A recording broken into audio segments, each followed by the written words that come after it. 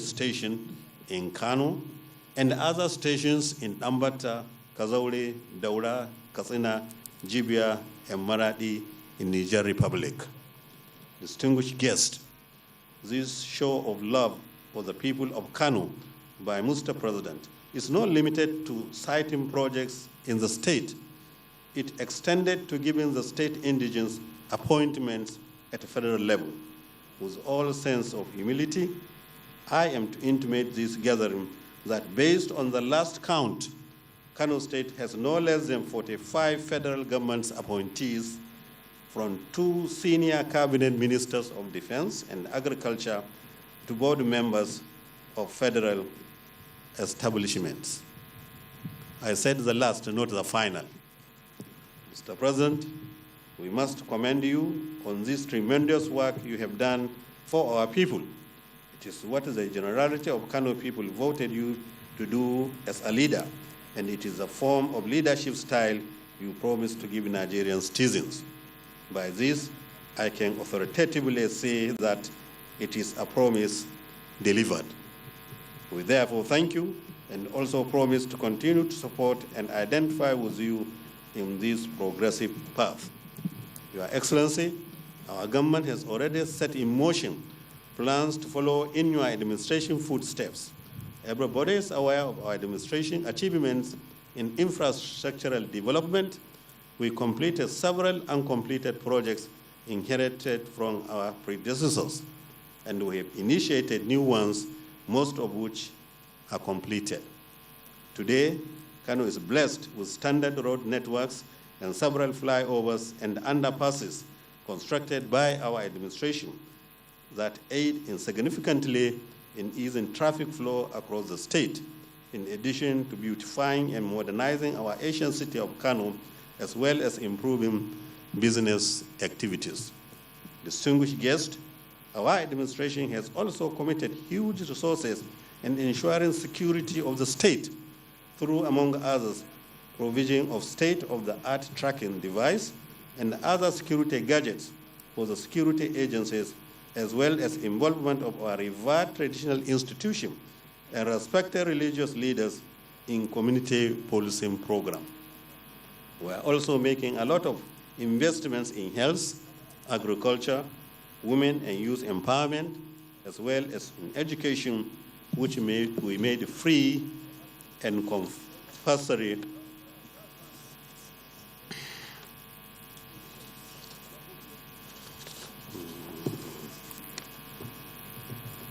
for our children, including persons with disabilities.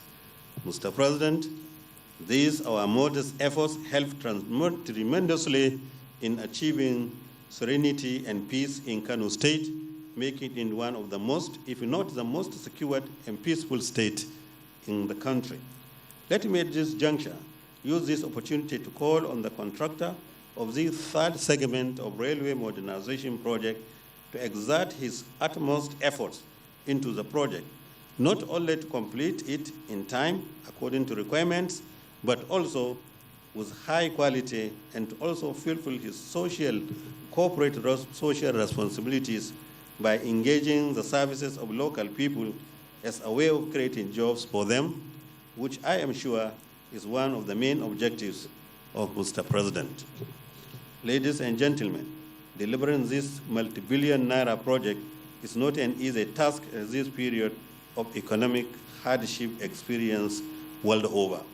At this point, I need to also register our appreciation to the Minister of Transport for his commitment to making the project a reality. Today's ceremony marks another milestone as the project enters into its third stage. I offer my best wishes to it, and like everyone in Kano and Kaduna states, we eagerly look forward to its timely completion. We cannot thank Mr. President enough, but I have to say thank you, and thank you. Thank you, and God bless.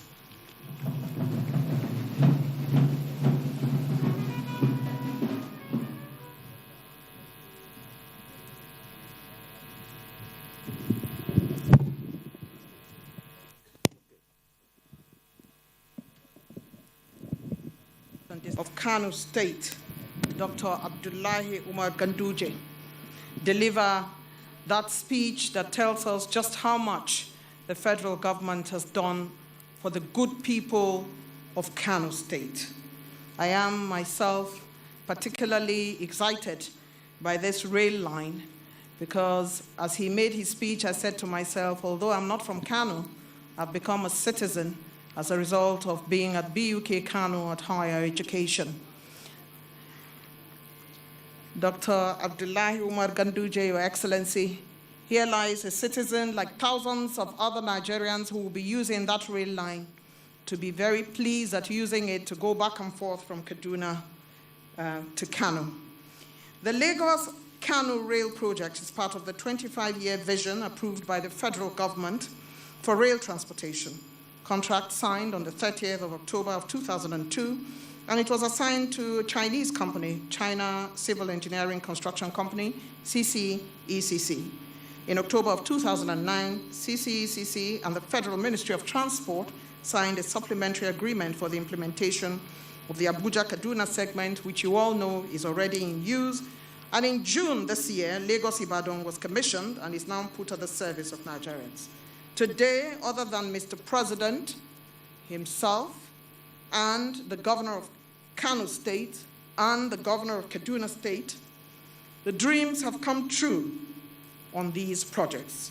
The man attending to the nuts and bolts of the project is indeed the Honorable Minister of Transportation, Right Honorable Chibuike Rotimi Amechi, who will step forward now to deliver his remarks. Your Excellency, Honorable Minister.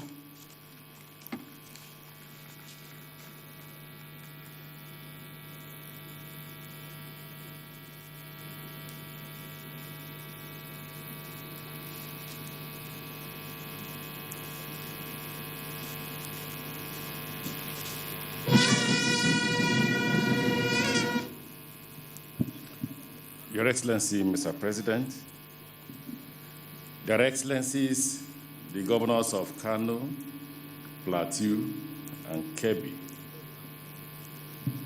the representative of the Senate President, and all members of the National Assembly who are here, my colleagues, the Ministers of Defense, Agriculture, Aviation, and Digital Economy. That's communication and digital economy. Your Highnesses, the Emir of Kano, Bichi, I hope I get this one right, Karaya also.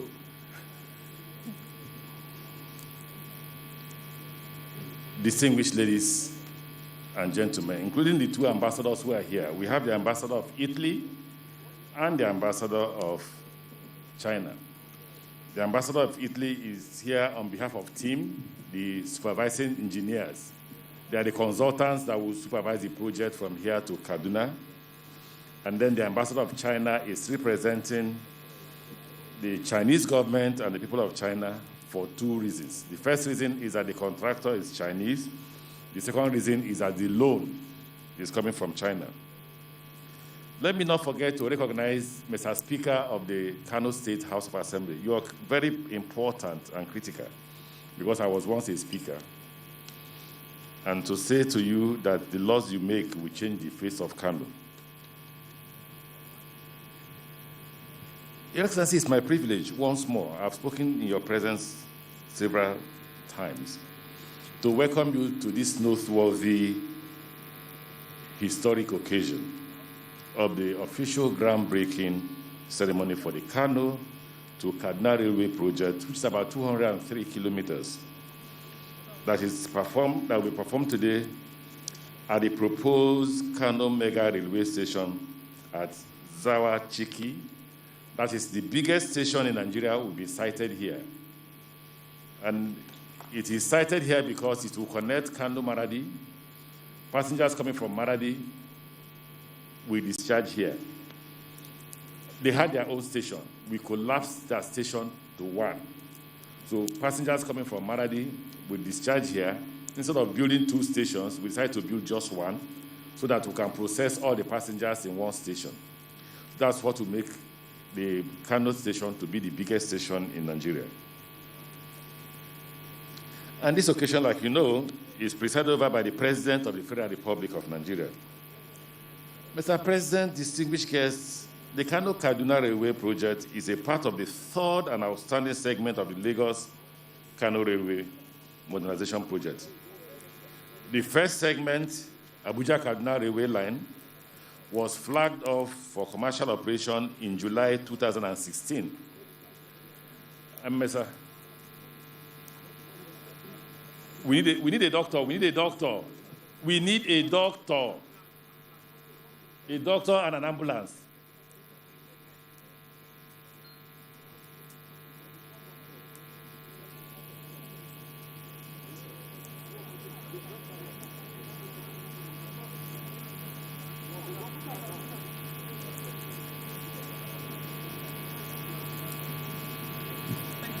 Yeah.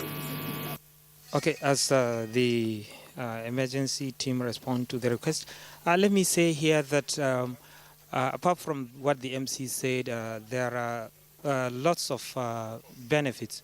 Okay, the minister is back.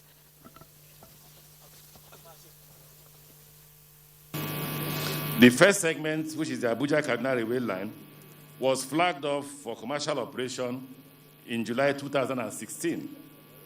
And just recently, the second segment, which is the Lagos-Ibadan rail line, was commissioned for commercial operation precisely on the 10th of June 2021 by the President.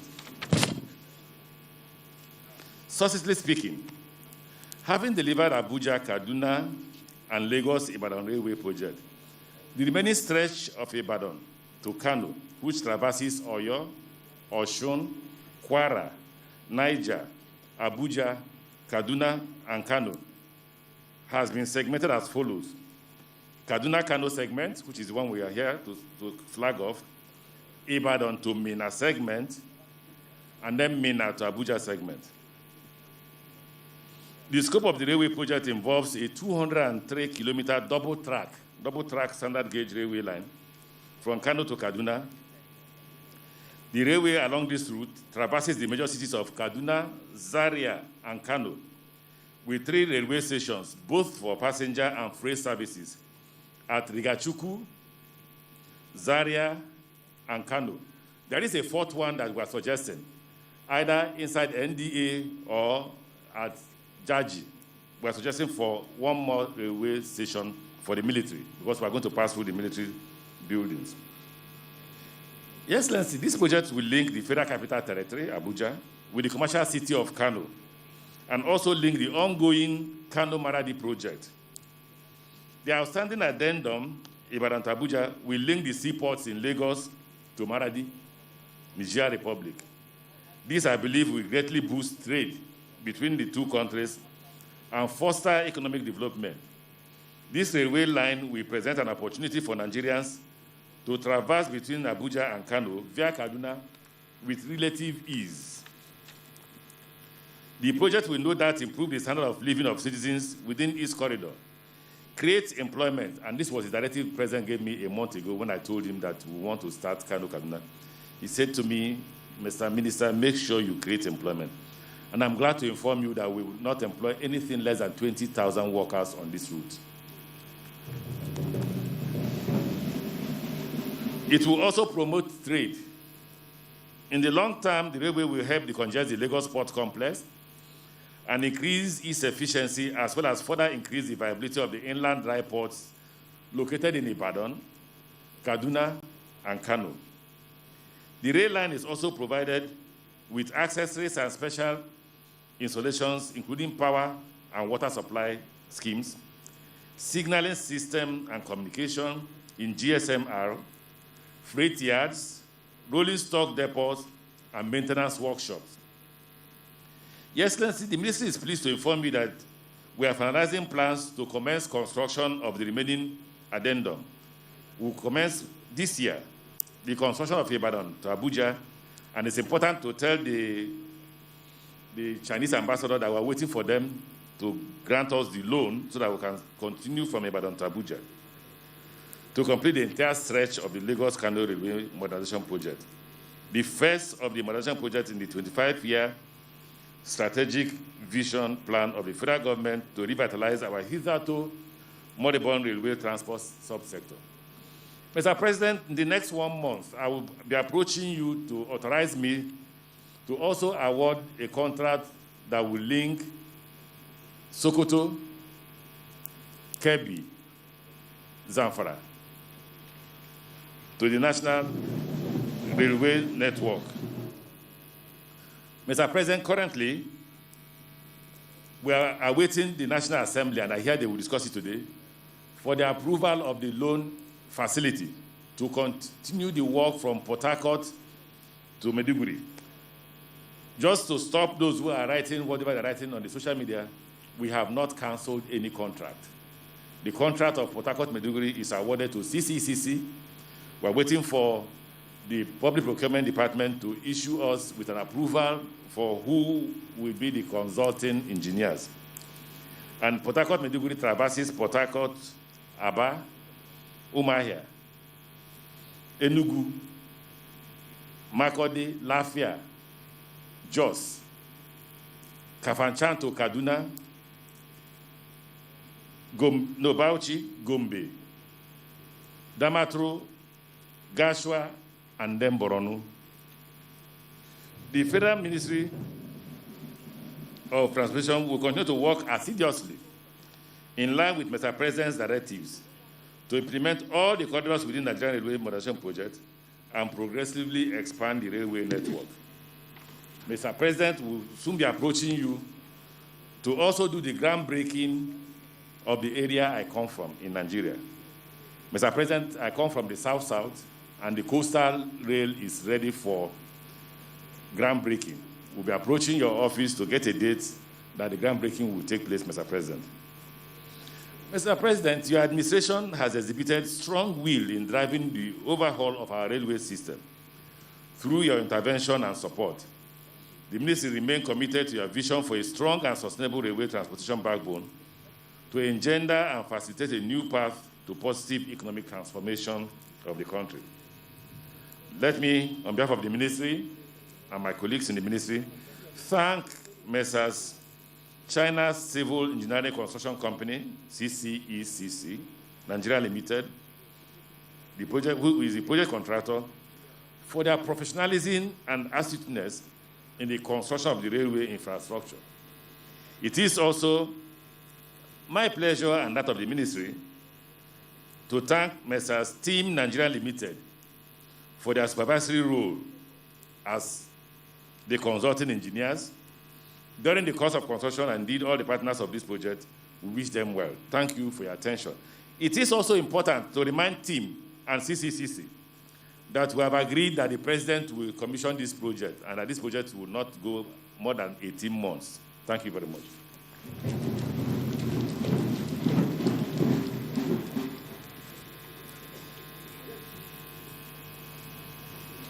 Your Excellency, Mr. President, you heard from your Honorable Minister of Transportation, who has had sleepless nights to tie the knots and bolts and continue in the implementation of your 25-year vision for the Nigerian Railway Corporation in Nigeria. I'd like to congratulate the Honorable Minister and to request that you please give him a round of applause for all the thoughts and sleepless nights that have been going on before we came here.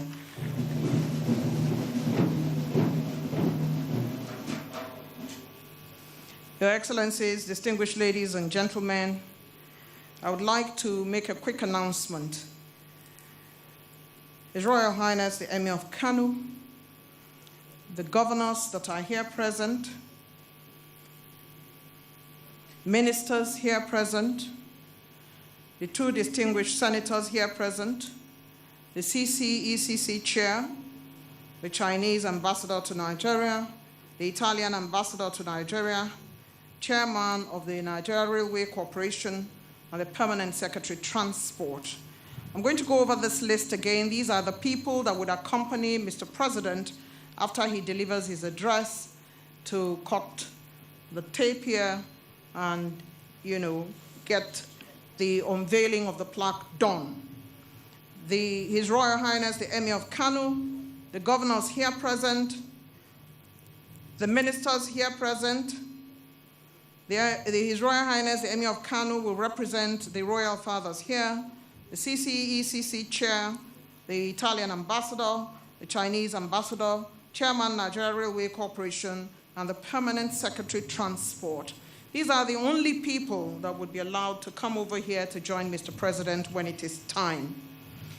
It is now the time to also inform you that once the President finishes his address, he will unveil the plaque and he will make his way back through the route of protocol and security to say hello to their royal fathers seated to his left, I would think it is, but he's going to go there to say hello to them before he departs. I'd like you to please maintain decorum, and only those that have been invited to come this way should do so. It is now my singular honor and privilege to invite the President of the Federal Republic of Nigeria, His Excellency President Muhammadu Buhari, to deliver his address.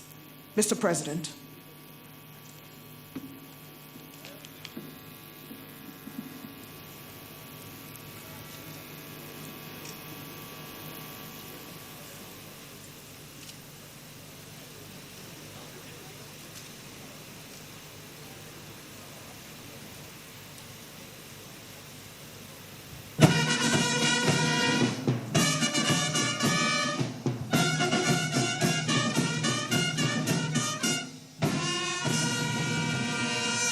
Yeah, please sit down. Thank you.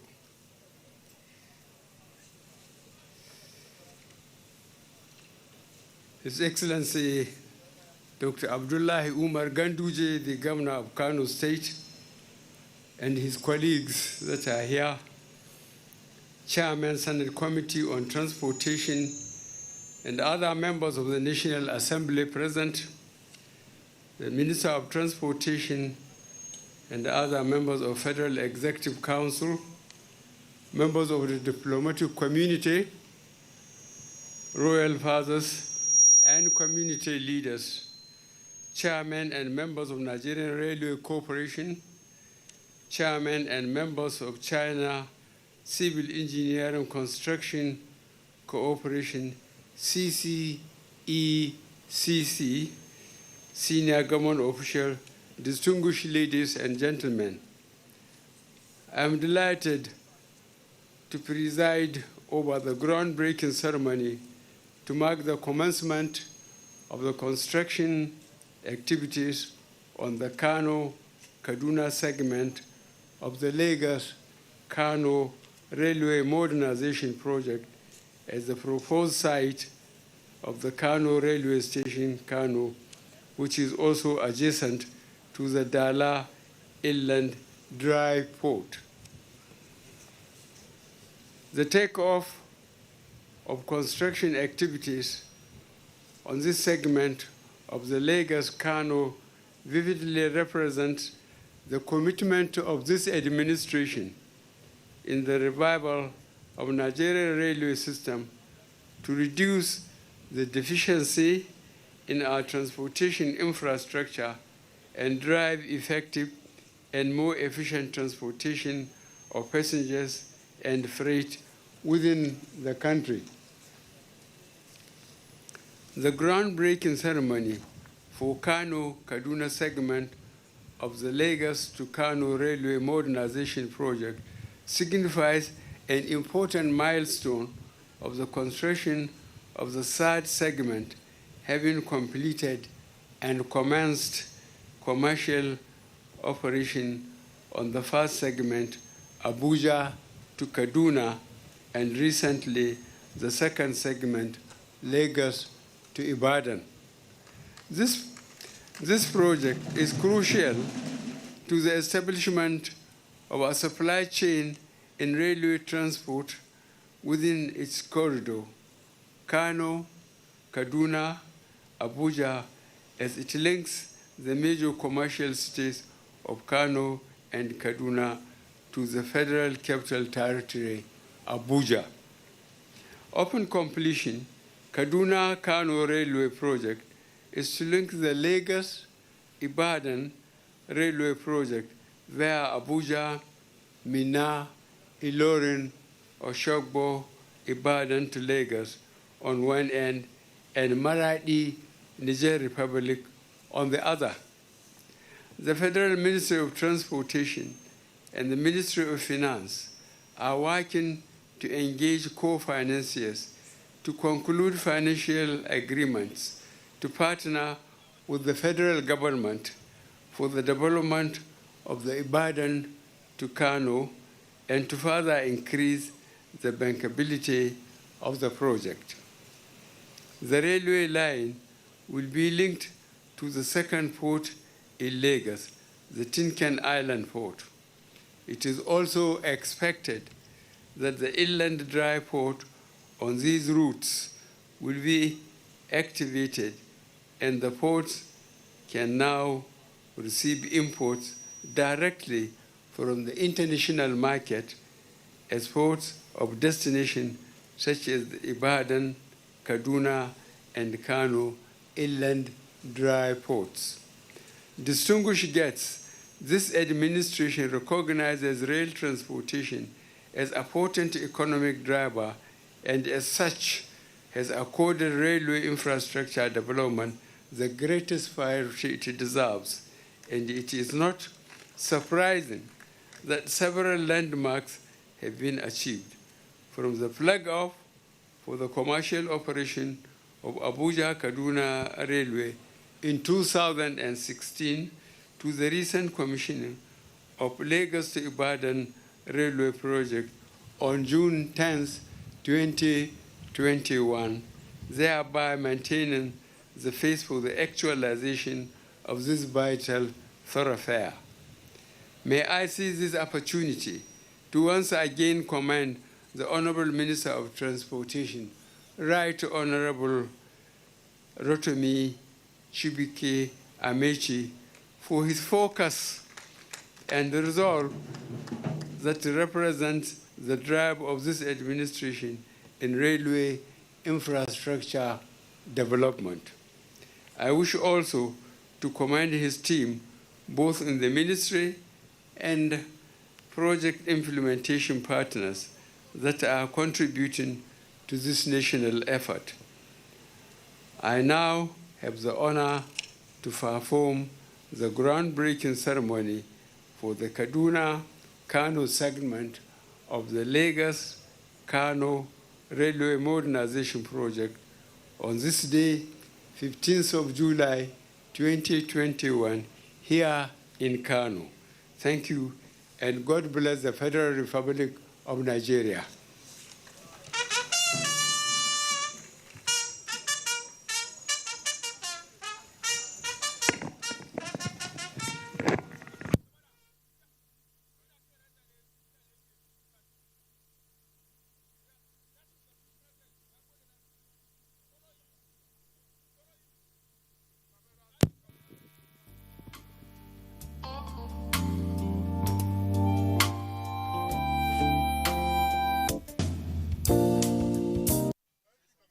The President is now moving to the side of the groundbreaking activity, and is being accompanied by the governors of Kano and Plateau, as well as Minister of Transport and other dignitaries.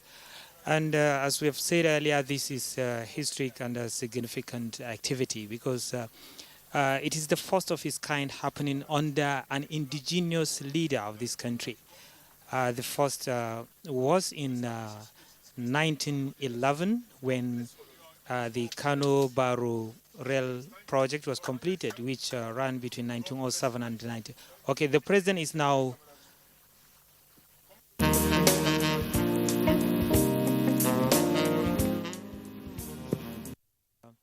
Has now performed the groundbreaking ceremony, and which, as we have said, is the first of its kind since 1911.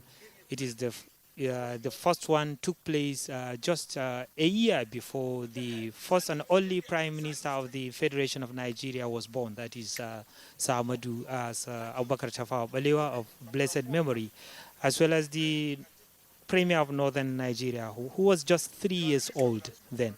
So now more than 50 years after their demise, now another activity is taking place under President Muhammadu Buhari, which, as I've said, is the first activity being performed by any indigenous president since 1911.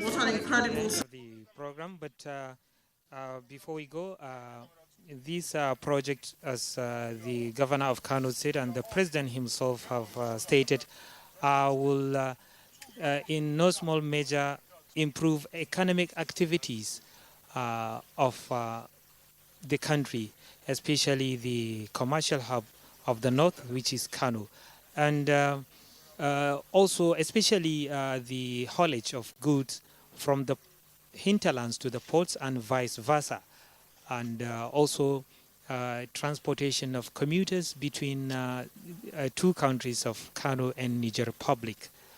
It is also expected to reduce the burden on our roads, the highways, the road crashes being experienced that claim lives and loss of property daily. So this is a historic event and will go down in history as a moment that Nigeria is transiting from an old way of rail transportation to modern through the standard gauge rail line, which is expected to connect Kano and Abuja. That is the second sectors of the Lagos-Kano railway modernization project. And with the inauguration of the Lagos-Ibadan line by the president in June this year, so it is expected that the continuation of the project between Ibadan and Mina and subsequently to Abuja will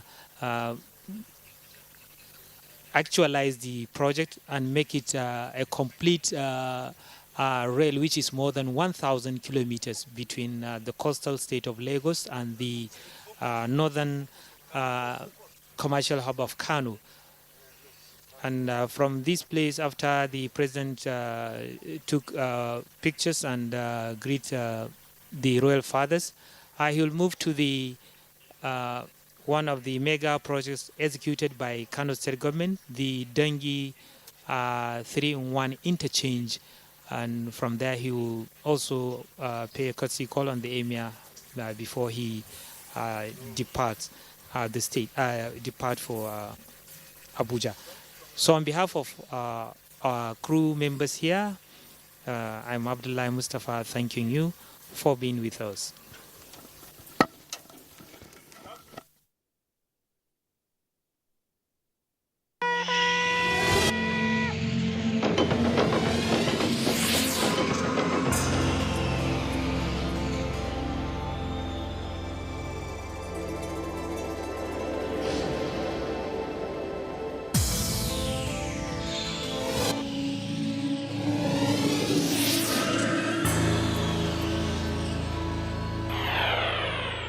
NTA, you can't beat the rich. Hello and welcome. It's time for another interesting package of Everything Music. Angelina, you dey cool in my temperature. If you call, I go come deliver. This is Talking Movies. In times of old, the world was full of wonder.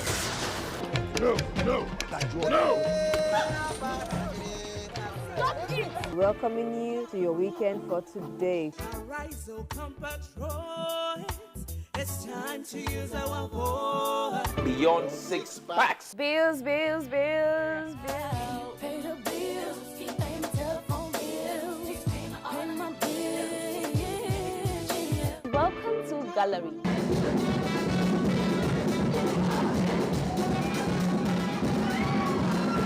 Me and my paddies. London for what? London for medicine. Medicine for what? Medicine for coffee. Are you sickness? To our illness. Welcome to Gist Zone. All right, my name is the Eselucien Wego One. Ona nyokoko nyonyo.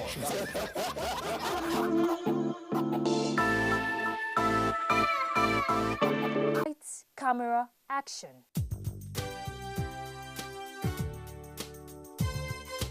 Pictures are created in accordance with the creative vision of the photographer. The ability of a photographer to express perceptions and emotions in order to convey an impression connotes the art of photography. Most photographic works show aesthetic qualities. Some create an illusion, while some abstract photos may paint a deeper meaning from the ordinary. All this depicts the creativity of this artistry.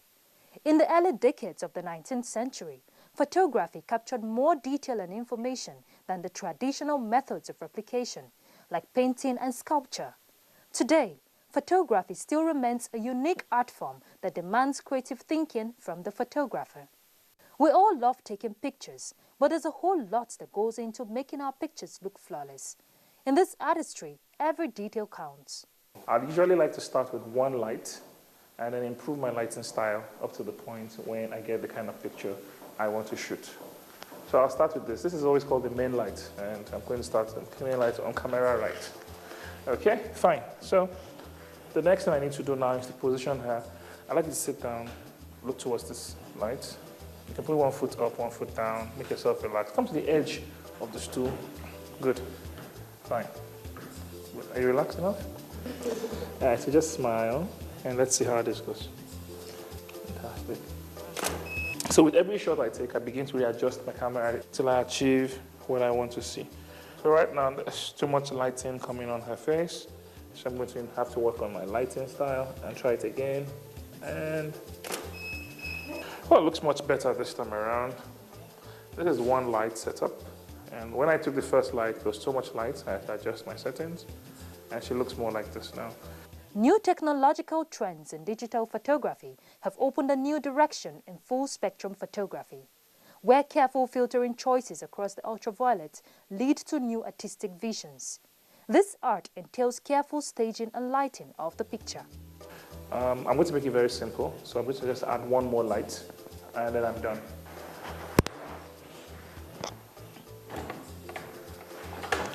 This light I'm adding is called a hair light or a rim light. It allows the picture to have a form. And so I can see her in a beautiful place.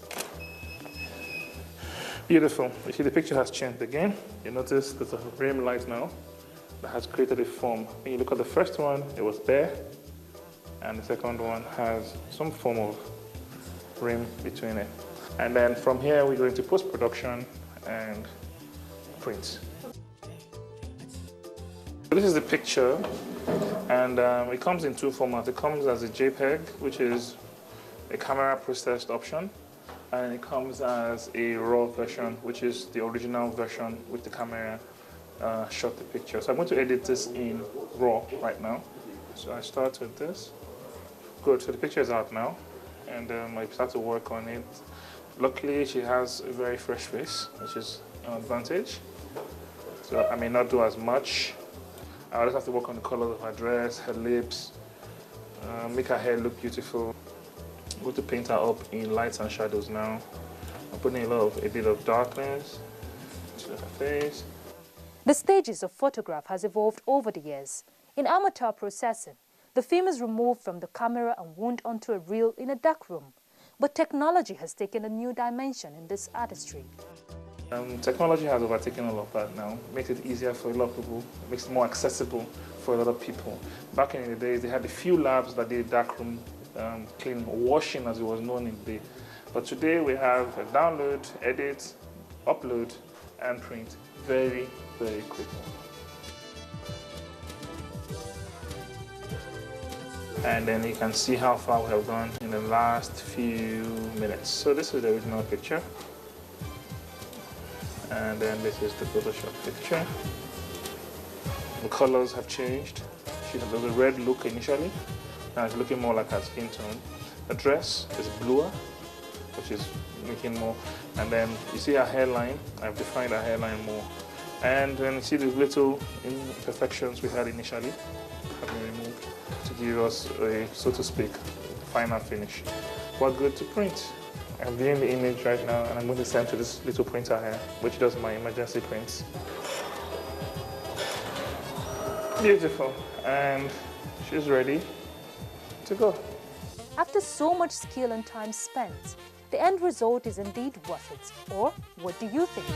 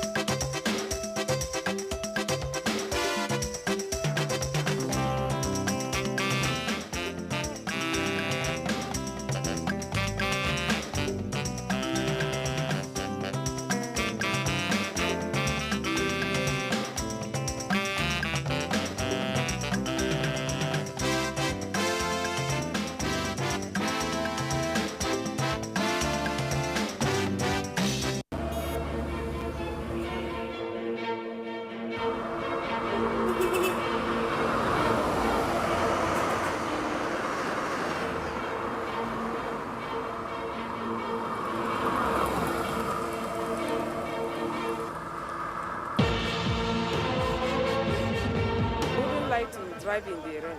It depends on the velocity of the rain.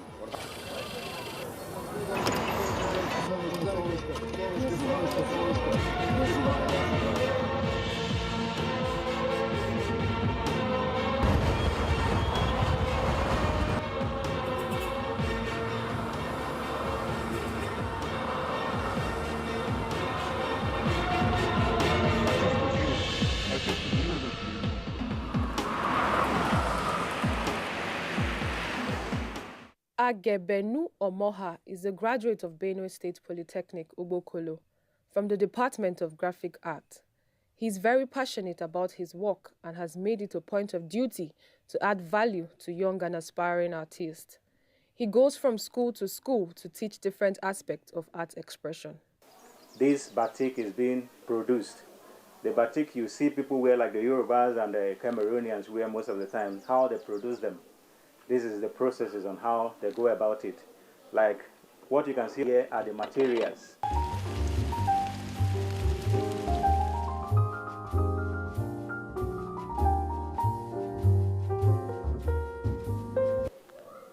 This is the one we melted. The reason why we melt this one is because there are some places you don't want a dye to absorb on the fabric. So you apply the wax on the fabric to make sure that the dye don't penetrate that place. That is the reason why we use the candle wax. As for the rest, they go together, but the candle wax stands alone. And for the brush you are seeing here, you can use the brush to use in making designs on the fabric. I'll spray the fabric and then we'll begin to apply the candle wax on the fabric.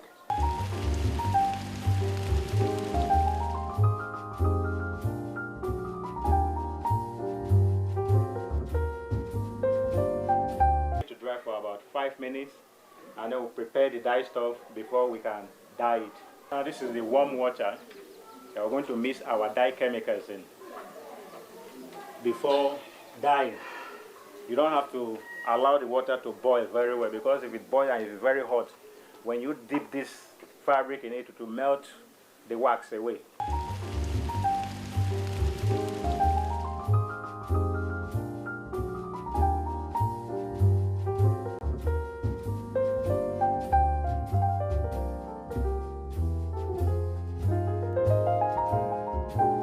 And then these are the dye stuff.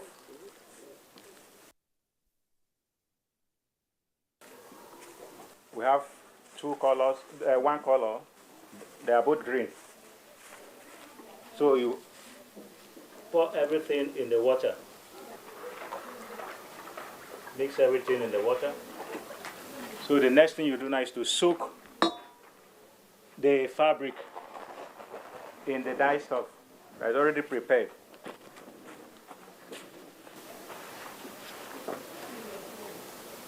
We are now soaking it.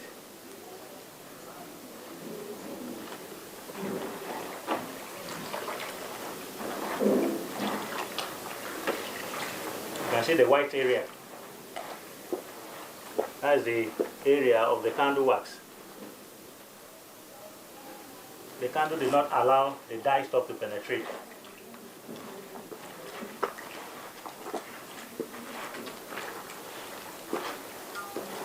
So rinse it in this normal water.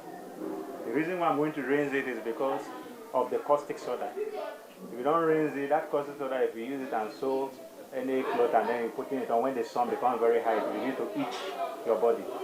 So that is the reason why I'm going to rinse it in this normal water.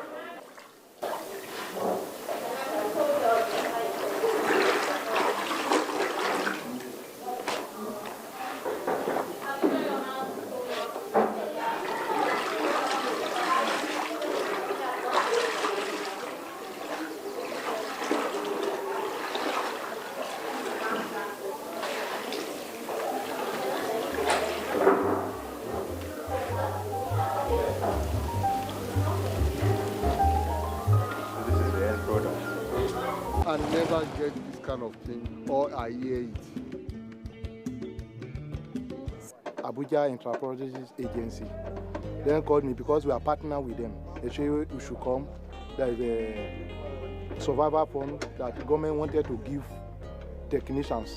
They capture everybody, including food seller in my own workshop. When my chairman called me that there is parity something, that I should come and take my cash up, the money now come, and that money helped me a lot.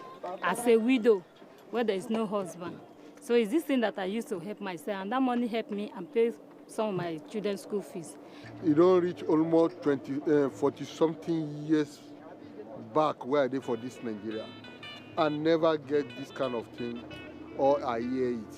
It is only this government, President Muhammadu Buhari, likewise in Vice, that he recognized a mechanic. I never get this kind of thing, or I hear it. Somebody called me that there is a form that people are filling. I should go and fill. Then I went there, she gave me one, I filled the form. We are 3 in number, they working together. We got form from federal government. After 2 weeks, I received a lot of 30,000 naira from federal government. I used the 30,000 naira to buy so many things like equipment. The money really helped me. The next week, I went to market. I increased my business. I thank my president who got touched to give us this such amount. I say, may God bless him. I really thank the government, the federal government, more especially President Muhammad Buhari, because he's the one that signed the money. I am very, very grateful for them.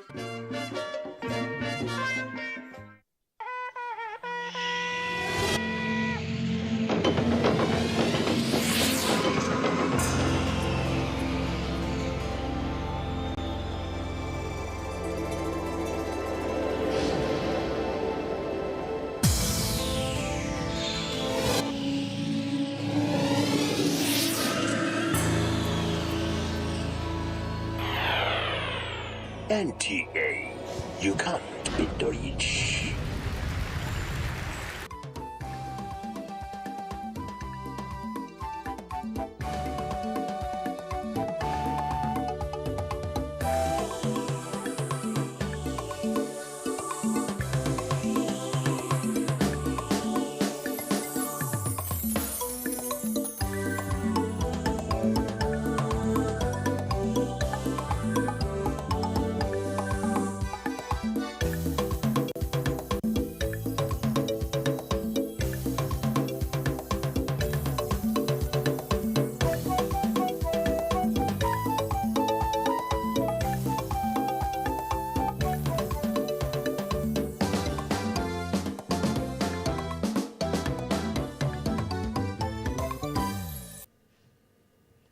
He wakes up in the early hours of the morning.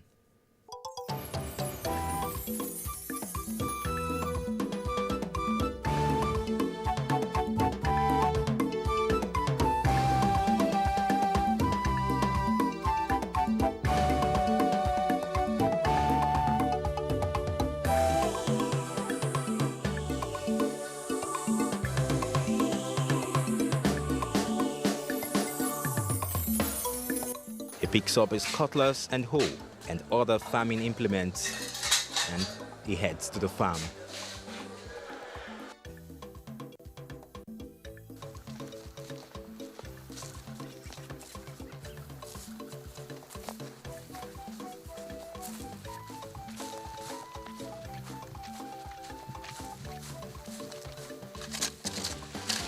The day's job commences.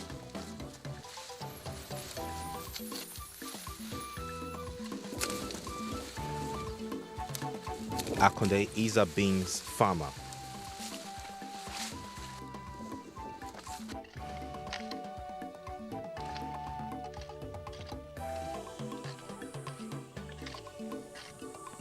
He learned the cultivation of beans from his father, and his father learned from his own father. Beans farming is the family stock in trade. He weeds out grasses and tends to his bean crop diligently.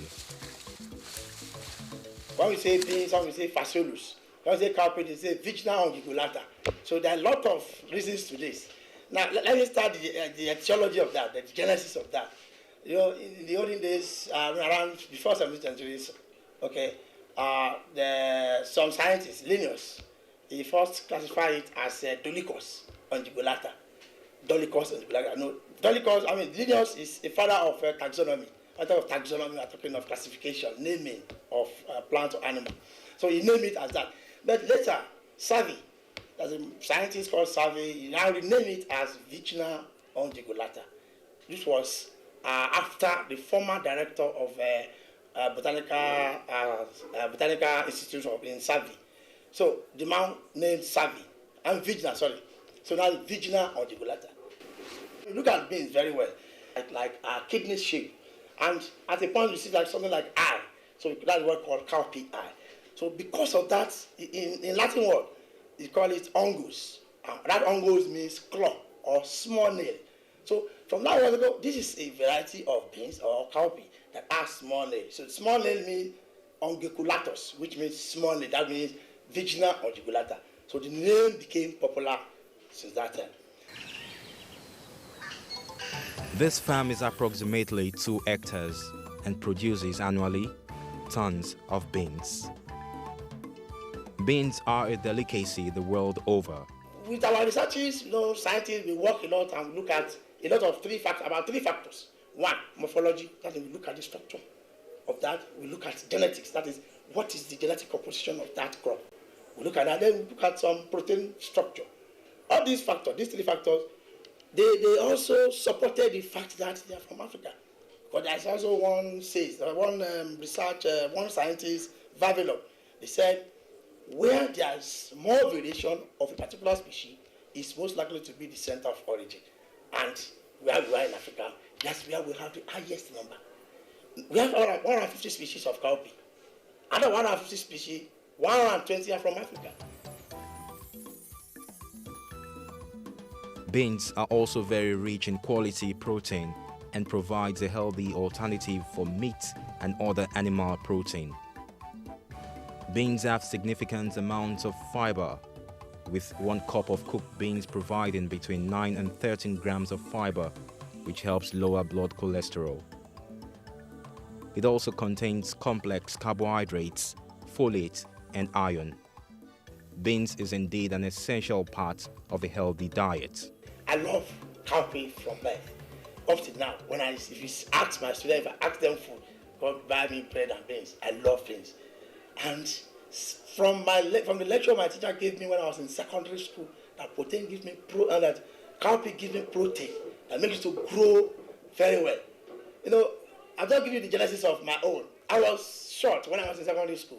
Primary, secondary, they called me rat. What's a rat? Small rat. Someone that is short, as if you are dwarf. And suddenly, when they see me, there was a meeting last month with our ex-students from that secondary school. They look at me and say, we know this face, but this face cannot be as tall as this. I said, well, thanks to my diet. He said, what is the secret? I said, well, I eat beans a lot, and I watch my diet. So I wouldn't say maybe cowpea compared to my size, my height this time. So protein nature of cowpea is unquantifiable. Beans are loved by many in Nigeria and Africa in general.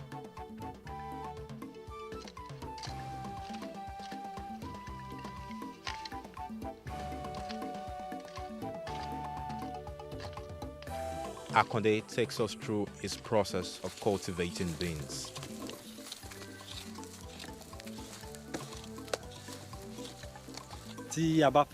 Before we start planting the beans, firstly we make a straight line on the farmland.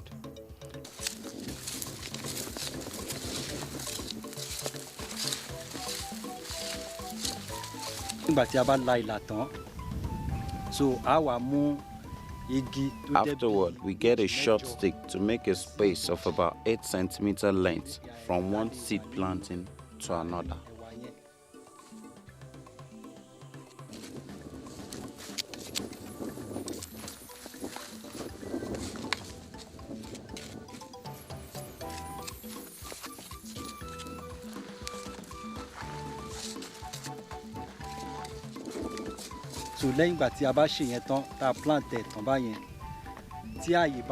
After the planting of the seeds, we make sure we water the plantation that same day or the next. By the third day, we apply pesticides on the plantation to get rid of the weeds or other growing plants.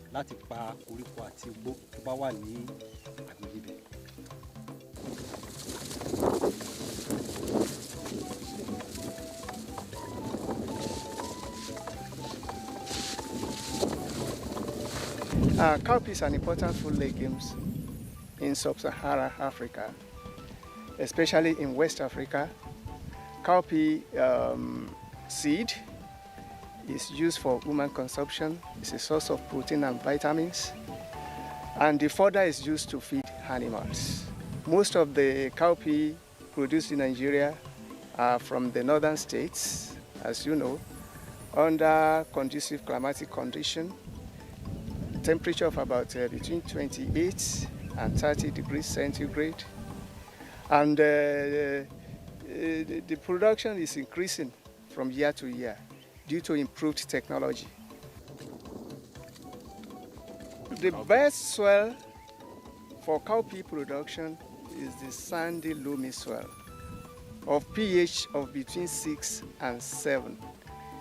And ideally, anywhere where you can grow maize, you can also grow cowpeas. There are different types of cowpea varieties. One, the variety is classified under different seed types. We have brown rough seed, we have white rough seed, we have white smooth seed, we have brown smooth seed. Then you also have to consider the plant type. Do you want to grow an erect variety? Do you want a semi-erect variety? Do you want a spreading variety? All these have their advantages. Cowpea is planted between 15th of July and 15th of August, especially in the northern states of Nigeria. You have to make sure that time of planting, by the time your cowpea is ready for harvesting, you must have been running into the dry season. Because the cowpea does not like too much rain, especially during harvesting. Otherwise, the seed quality will be very poor. Cowpea production has some constraints. And among these constraints are diseases and pests. The diseases of cowpea include the viruses and the bacterial diseases. Other major constraints are the insect pests. Insect pests are at various stages, attack cowpeas at various stages of growth. Right from the seedling stage of about 2 weeks, we have aphids. At that time, aphids come.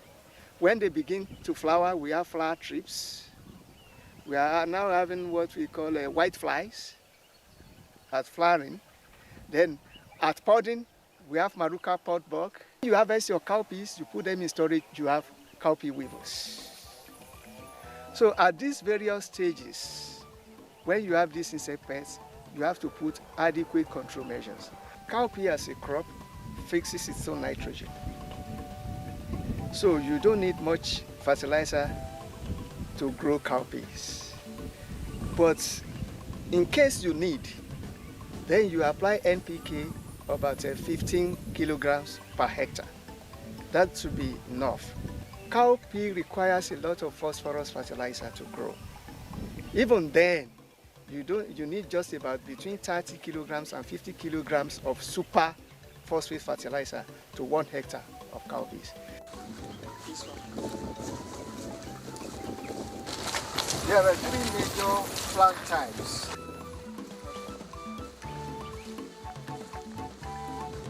Early erect variety. In the early erect plant type, the pods are produced above the canopy. And on the left here is the semi-erect late varieties. As you can see, planted on the same day, they are just flowering. So it is important to the farmer that he chooses his variety depending on his needs. Obviously, this late maturing variety will produce grain as much as fodder, which are very important components of cowpea production. This is another plant type of cowpea which we call semi-determinate to spreading types. You can see that the tendrils are long and cover the whole ground around the planting area, with the pods just coming up or hidden behind the canopies. This particular variety are very good as dual purpose varieties.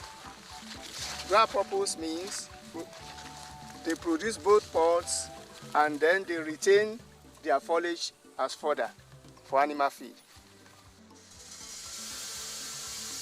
Akonde harvests his beans. He dries it and takes it to the nearest mill, where the bean coats and other impurities are removed and processed.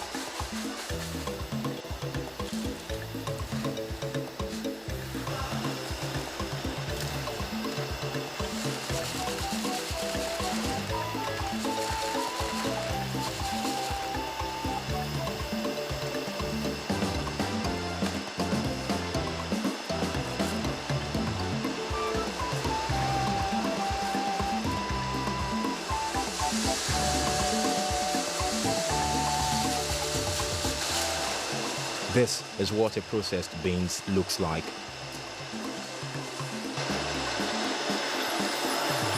It is then bagged and sold to the beans merchants.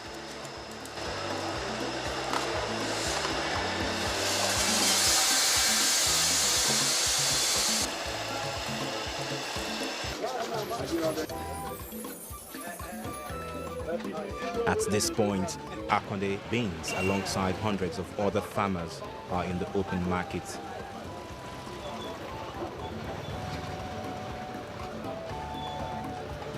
We have the olotu. In the olden days, they call it dog. But we have another one, they call it oloyin. There are many types of oloyin. We have almost 3 types of oloyin. We have the one that come from Maduguri. We have the one that come from Niger. We have the one that come from Inguru. The most sweetest part out of all these 3 is Inguru one. And if you bought it, it's always sweet like a sugar. This is oloyin from Maduguri. If they cook this one, it will sweet like honey beans. And that's why they call it honey beans. So it is okay, and it's done quick, more than olotu. So immediately they put this one on fire, it will done quick more than the olotu. That's what they call this one, oloyin. And it's very, very, very sweet. See this one now. It's oloyin Inguru. It comes from the Inguru market. The Inguru, this one is sweet more than the other one I show you. The only thing that this one is, the seed is small. And when they cook this one, it swallow up more than the other one. The other one does not swell up like this one. Because most of the time, if they cook this one, the so-called Agoin people, there are some people called Agoin. They use this one to cook and they sell because it's more profitable than the other one. It's those people who are at home, they usually eat that one. But those who are selling, they prefer this one. And it's very, very okay. This one, they call milk sweet beans. Milk beans is come from the Niger. They bring the seed of this former oloyin from Maduguri to this side. And when they plant it, it brings this one come out. This one does not sweet like the other 2. But because it's finest, people always ask for it. It doesn't last when it was at down. It's spoiled quick more than the other one. So that is the difference. But they call it Niger beans. They call it olotu. The former name where people know it is drum. But now it's olotu. We have olowan too. The difference between the olotu and the olowan is that the olotu is always big more than the olowan. See, this olotu is the one that people knows before. This one, if you go to the other market, they may not see the one that is fine up to this one. They mix it with olotu Niger. So most of the people does not know the difference. It's we that we are in the market, we know the difference. See this olotu. See this olotu. If they cook it, it swell up and it's sweet. But it's not sweet as oloyin. They can use this one for akara.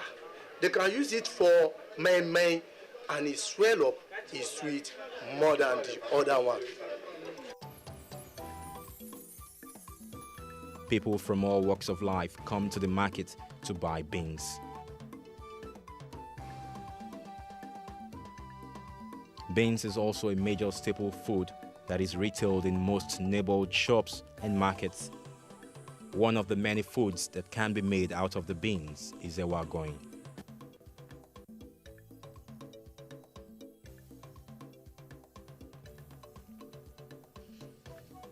Ewa agoyin is a popular Yoruba delicacy among Lagosians.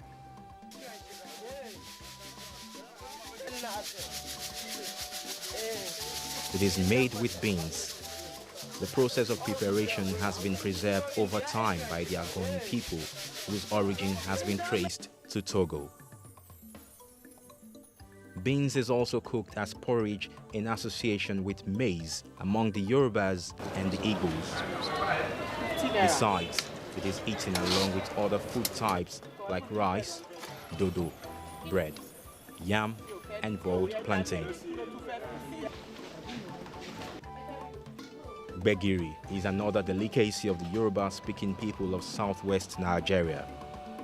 It is made by soaking the beans, removal of the outer coating, then grind before cooking. Sometimes the old decoated beans is cooked until it becomes so soft that a little pressure is placed to dissolve it into gbegiri soup. It's done.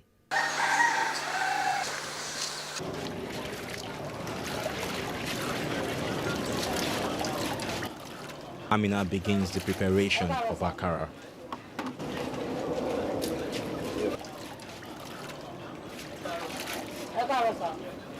Akara is another unique delicacy made from beans. Here, the decoated beans is also ground into paste and water is added, along with other condiments to give it unique taste as desired.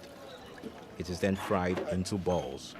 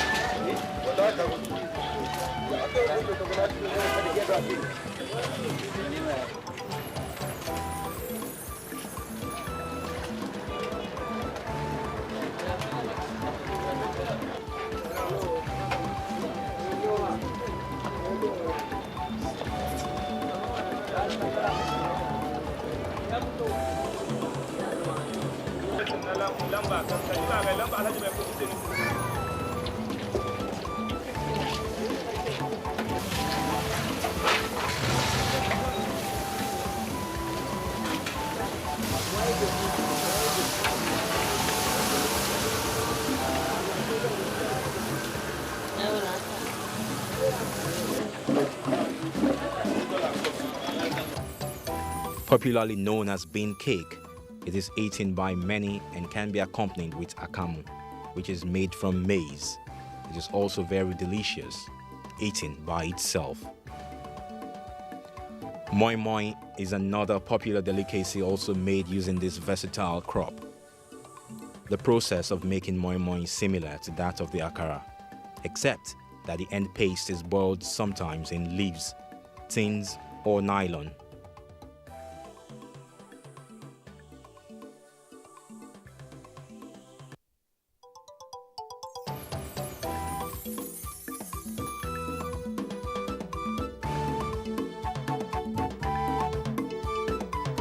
But the leaves are more advocated because of the aroma it gives and the general health and safety it guarantees.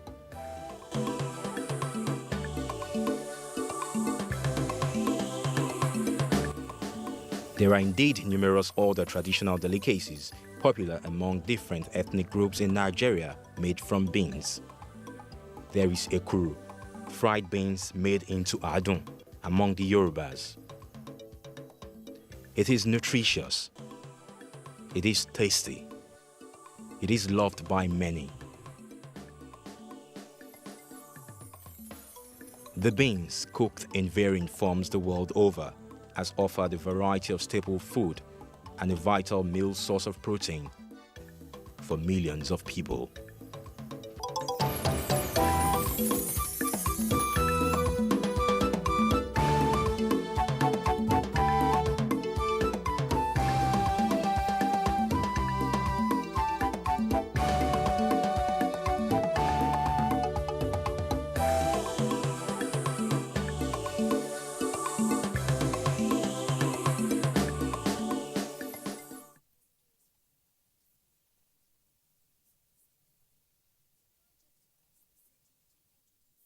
Agebenu Omoha is a graduate of Benue State Polytechnic, Ubokolo, from the Department of Graphic Art.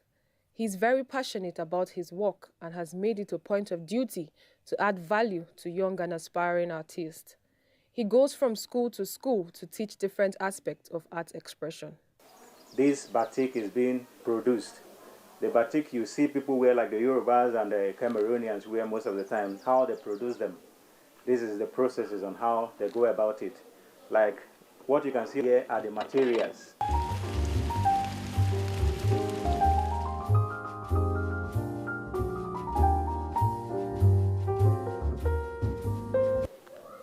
This is the one we melted. The reason why we melt this one is because there are some places you don't want a dye to absorb on the fabric. So you apply the wax on the fabric to make sure that the dye don't penetrate that place. That is the reason why we use the candle wax. As for the rest, they go together, but the candle wax stands alone. And for the brush you are seeing here, you can use the brush to use in making designs on the fabric. I'll spray the fabric and then we'll begin to apply the candle wax on the fabric.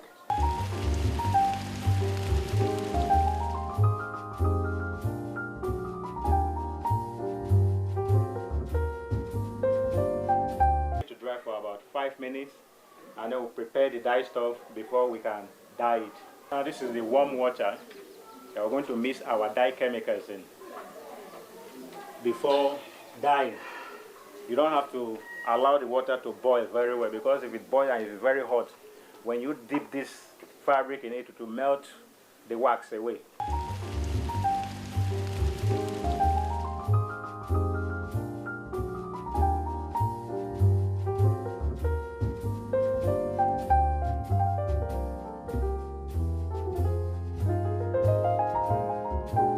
And then these are the dye stuff.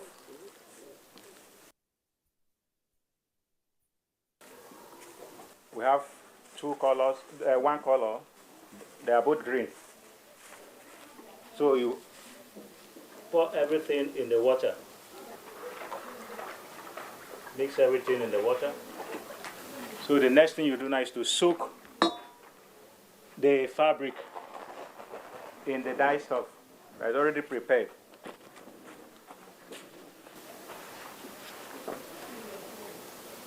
We are now soaking it.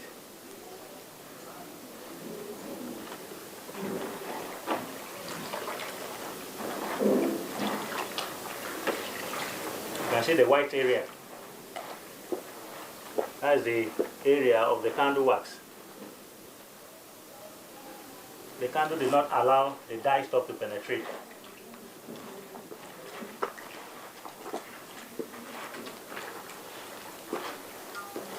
To rinse it in this normal water. The reason why I'm going to rinse it is because of the caustic soda. If you don't rinse it, that caustic soda, if you use it and sew any cloth and then you put it on when the sun becomes very high, it begins to itch your body. So that is the reason why I'm going to rinse it in this normal water.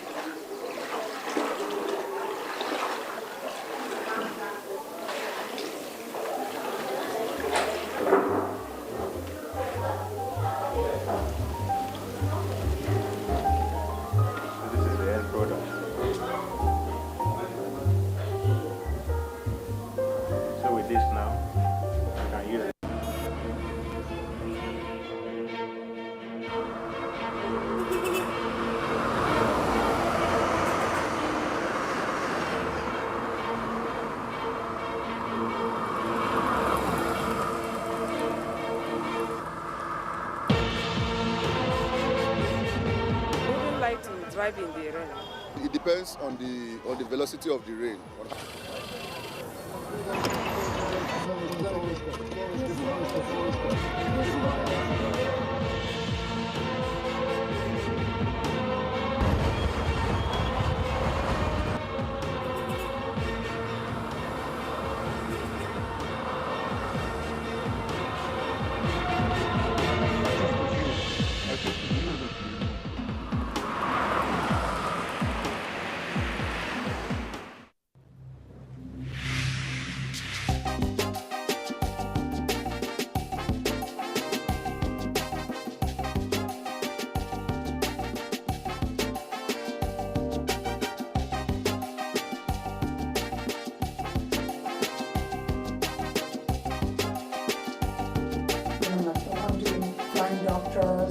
That are not married and they're doing these incredible.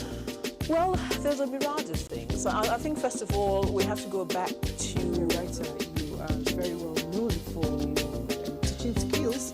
Your students speak a whole lot about you. Miss Nigeria competition. And I said, let's pick them up, let's take them back to Nigeria, and let's teach them a different kind of job.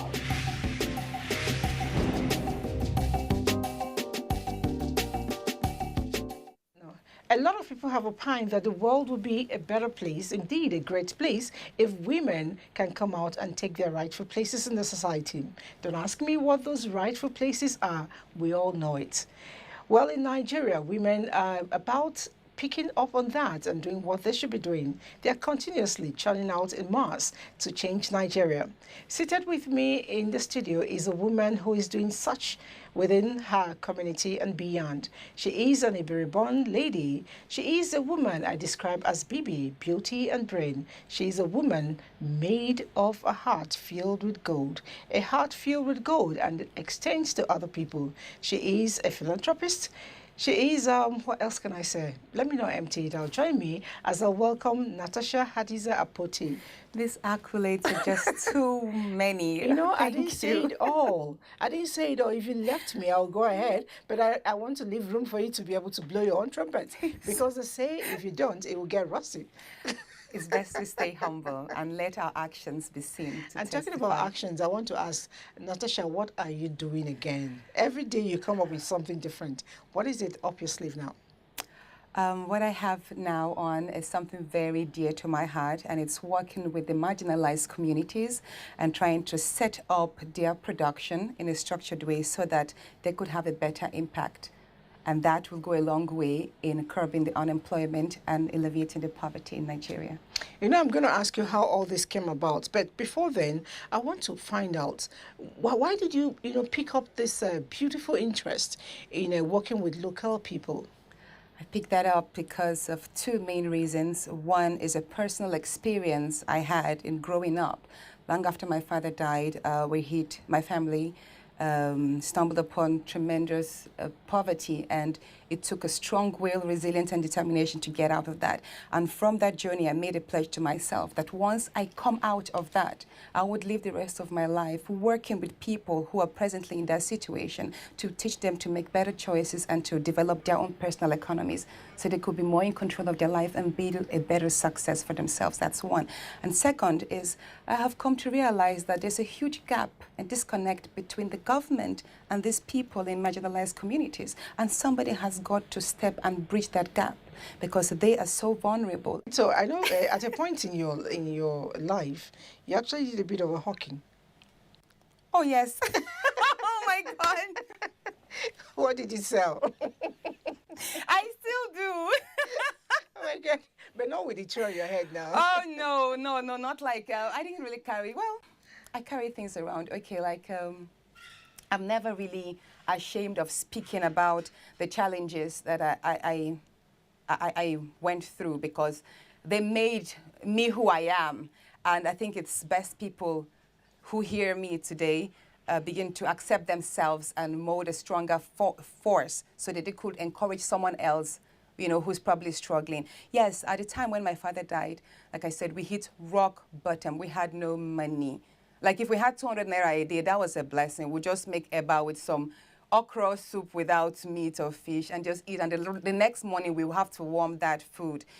And we survived on that. Yes, I would make zobo. My younger brothers will sell, and we sell earrings. We do everything. I supervise the clearing of gutters. I would travel to Lagos, bring in roofing sheets and sell. I was doing almost everything just to earn a living, just to pay my tuition, which was about 360 naira then in University of Abuja. I couldn't afford that, yes.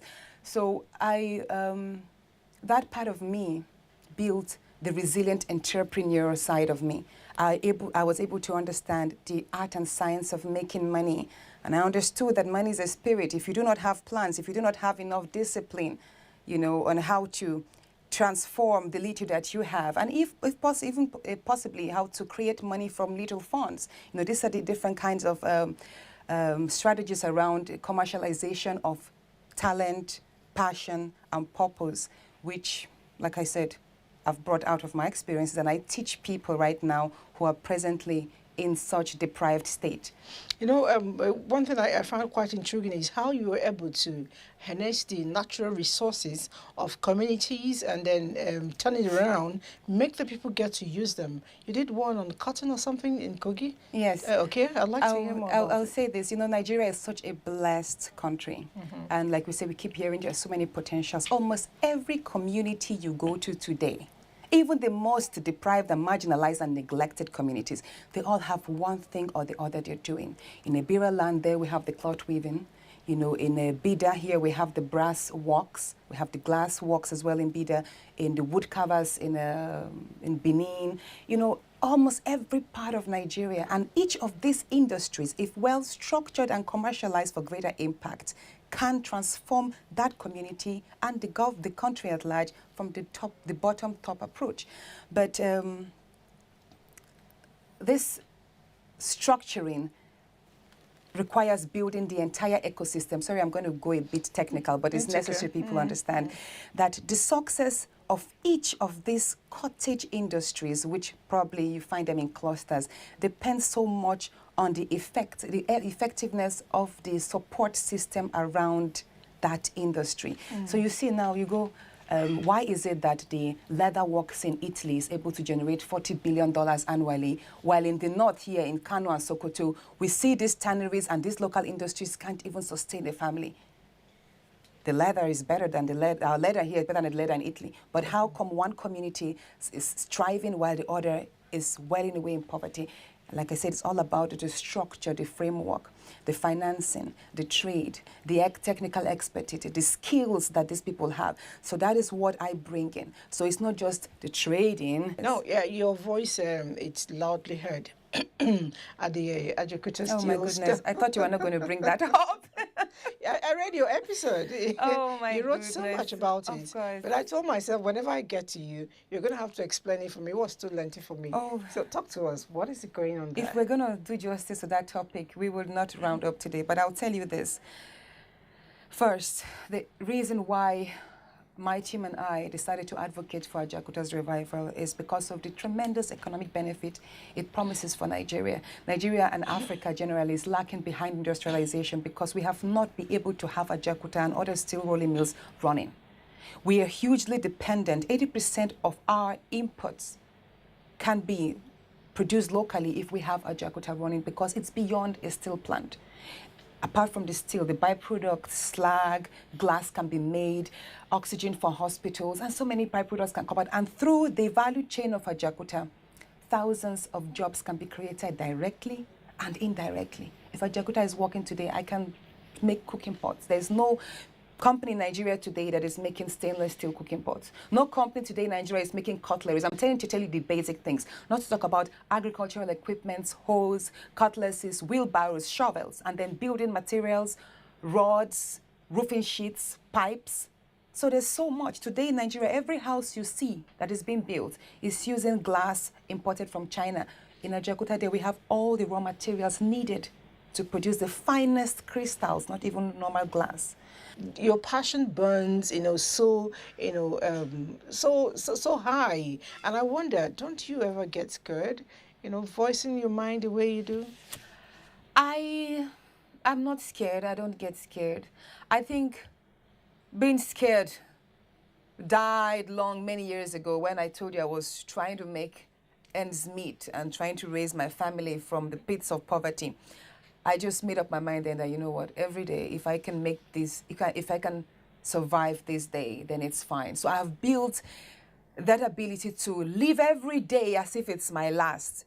And I know that I'm toying a very dangerous path because it's not easy speaking against the domestic influencers, those who are trying to hold Nigeria from succeeding, and then the international bodies, because I understand that countries like China and all others are looking at me and say, you know what is this lady going about speaking against our international policies? I understand the danger and I appreciate that, but I'm not afraid. If that everybody's going to die, if that comes today, I will know that I would have emptied myself and have emptied the message God brought me here on earth to do. It's sad when I think of it, but I'm not afraid. But I would appreciate to live a little bit longer, so that I will be able to empty myself much more and create better structures around those people who need my services. And I should be able to encourage more people to come up, more women especially, so they will find courage in what I do. And there will be just not one Natasha, but many more. So that if I go, there will be more of this positive spillover in the things that I carry on. Your your job is one that I admire, especially what you do with the women or the women where you go to. We will get to talk about that. I want to assure you that you will live for a longer time to empty yourself the way you have always wanted to. And I can assure you again that maybe another 70 years we'll get to invite you here again. I pray so. I really do.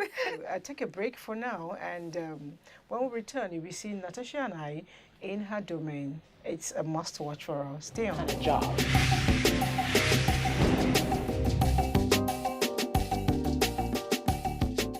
All right, it's still the woman, and I have the most lovely, personality still with me in the studio, barrister Natasha Hadiza Akpoti. Thanks for still staying on. And I like your blue. It sits well on you. Thank you. I do like playing with colors. It brightens my day just like you. All right. There was something you said when we were in the studio, and I wanted to ask you more about it. I think it's about time I do that. You do a lot of jobs with local people, and I'm wondering, what's your experience like? Talk to us about it. My experience with the local people is quite interesting. I discovered that they are the most hardworking and resilient people ever. Imagine a whole group disconnected from the government, disconnected from the facility and almost the world, yet they strive every day to make a living. And like I said, that's why we need a lot of social entrepreneurs to come in and bridge the gap. And because in the center of what we do, the people are our focus. And in the course of our activities, we have had to conduct a lot of seminars and workshops and training capacity, to teach them the art of entrepreneurship. And we've discovered that it really takes a lot of effort. I mean, Nigeria is such a huge country, and before you travel from the north to the south, east and west. So we've decided that at this point, we need to work with entrepreneurial hubs. The trend around the world now is entrepreneurship. Even African Development Bank released its economic outlook on Africa and said the future, the only sure way to curb poverty right now is to grow as many entrepreneurs as possible. Because right now, the educational system just brings up graduates who are looking for jobs, but there's so much potential, like what we ran through our local industry. So how do we open people's minds to possibilities of various raw materials? And we've decided to have a center, like a campus, but just for entrepreneurs, where you come in there with your killer business idea. And in that one space, we have the entire ecosystem that is necessary and required for the growth of a business. And then in the span of 3 months to 6 months, maximum 1 year, it depends on the severity and the nature of your business, we then groom your idea and transform it into a scalable enterprise. And I'm glad to announce that the very first of its kind is going to be launched very soon. We're having a tripartite agreement between SMIDAN, which is from the Ministry of Trade and Industry, and NDDC. They're going to be the financiers. But this is going to be situated in Uyo presently. And I wouldn't want to talk too much about that because we're still in the working phase. I see you work with your staff, and I see a kind of rapport, a connect between you and them. It doesn't come that often. Permit me to say kudos to that, but I'd like to find out, what's the magic? What's the brand? When you know that as a boss, you are still learning, and you open your mind to expectations of the day, you relate with people, you make them, how do I put it? You build a certain kind of connection between them, and then the flow of ideas does not only come from you, but it could be from the lowest member of your team. I use the word team because it's very key, and when you have that collaboration, coordination in your work atmosphere, it breaks a lot of barriers, and it forges unity and the speed at which one works and the flow of energy, and it's really interesting. That's why we argue, we quarrel with my staff, we brainstorm, sometimes it gets really mad, but we know that at the end of the day, our focus, our goal, so whatever direction we take, respect, communication, and focus is key. I'm still curious to know what you really do, at entrepreneurial schools, and what products do you think, your learners, so to speak, the entrepreneurs or would-be entrepreneurs will come up with? Like I told you, the art of entrepreneurship is not taught in our schools. So this ground, what we call the playground for entrepreneurs, the hub, we're going to open people's minds to the various possibilities around them. Take, for example, cotton. When you ask an average Nigerian, what can you do with cotton? They think, oh, it's just fabrics or cotton buds, cotton wool, the basics. No, it goes beyond that. From cotton, you can actually make films. The negatives you see in films, the X-ray films are all from cotton. When you open the refrigerator, the white part you see in the freezer, these are all cotton. They're biodegradable cotton. The sunglasses, these fancy sunglasses you see, cotton. The astronaut suits today are made from cotton. The notes, dollar and pounds and Canadian dollars are all from cotton, 75% cotton, 25% linen. There is so much along the value chain that presently countries that grow cotton, for example, like America, cotton is the #1 cash crop. We grow cotton here. We grow cotton, but it's not. Nigeria used to be a huge exporter of cotton about 40, 50 years ago, but our dependency on oil shut down so many other industries. Like I was saying, America presently generates over $120 billion annually from cotton alone. $120 billion from cotton alone. That's because they are able to capitalize on all the various chains, right from growing the cotton to, even the seeds itself. Let's talk about the oil. You've taken away all this, the currency, the astronaut suits, the negative films. These are all from the flint itself, from the fiber, the white puff. Now the seeds, many Nigerians don't know that the oil seed, the cotton oil seeds are very healthy. Most of these baby skincare products are made from cotton seeds. Soaps are made from cotton seeds. In America and in Europe, 80% of this oil, the vegetable oil you see on the shelf are all cotton seed. Zero cholesterol, very healthy. And then when you take out the oil, the shaft is 45% protein. That's #1 feedstock. This travel bag was made by a 16-year-old girl in Okene. 16? Yeah, 16-year-old. Wow. Yeah. She actually amazed me. She didn't go to school. Her mom was a tailor. By the time we have our hub, definitely we're going to invite this lady in there to probably teach her on finishing and fine-tuning and then brand her products. Because here, this was also made by some blacksmiths in Okene. I decided to show you this just to prove two things to you, that people are not poor because they are lazy. They are poor because they don't have the opportunities to succeed. So in one of our community tours, we discovered we had a session with the blacksmiths, and some came to me with this, like a team of 5 people. He told me, I was like, why is your shovel having different parts? Like, you could actually pull it up in different sections. And he went, because we realized that most people, construction workers and farmers, when they have to travel from their home to the place of work, their equipments are too big or too long to fit into the boot of a car. So what they've done is they've innovated the technology in such a way that it could actually be dismantled. It could be dismantled, and then when taken to site, put it in a bag, and when taken to site, assembled back.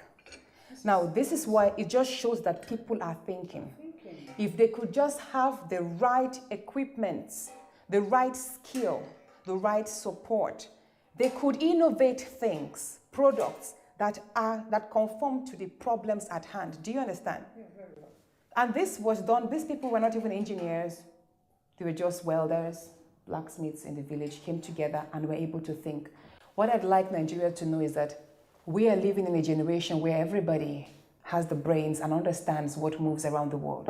It's beautiful, beautiful. I wish I'll just go on and on. But I'm going to take a quick break again. Do you know that my guest is one lady with several sides? We've only seen a little. Let's go on. We'll get to showcase more of her. Stay on. A different kind of job.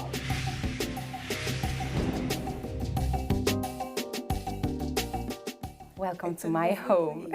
Thank you. It's a lovely place. Thank you. Now, when we were talking downstairs, I was wondering, I said, how does this woman combine keeping a beautiful home?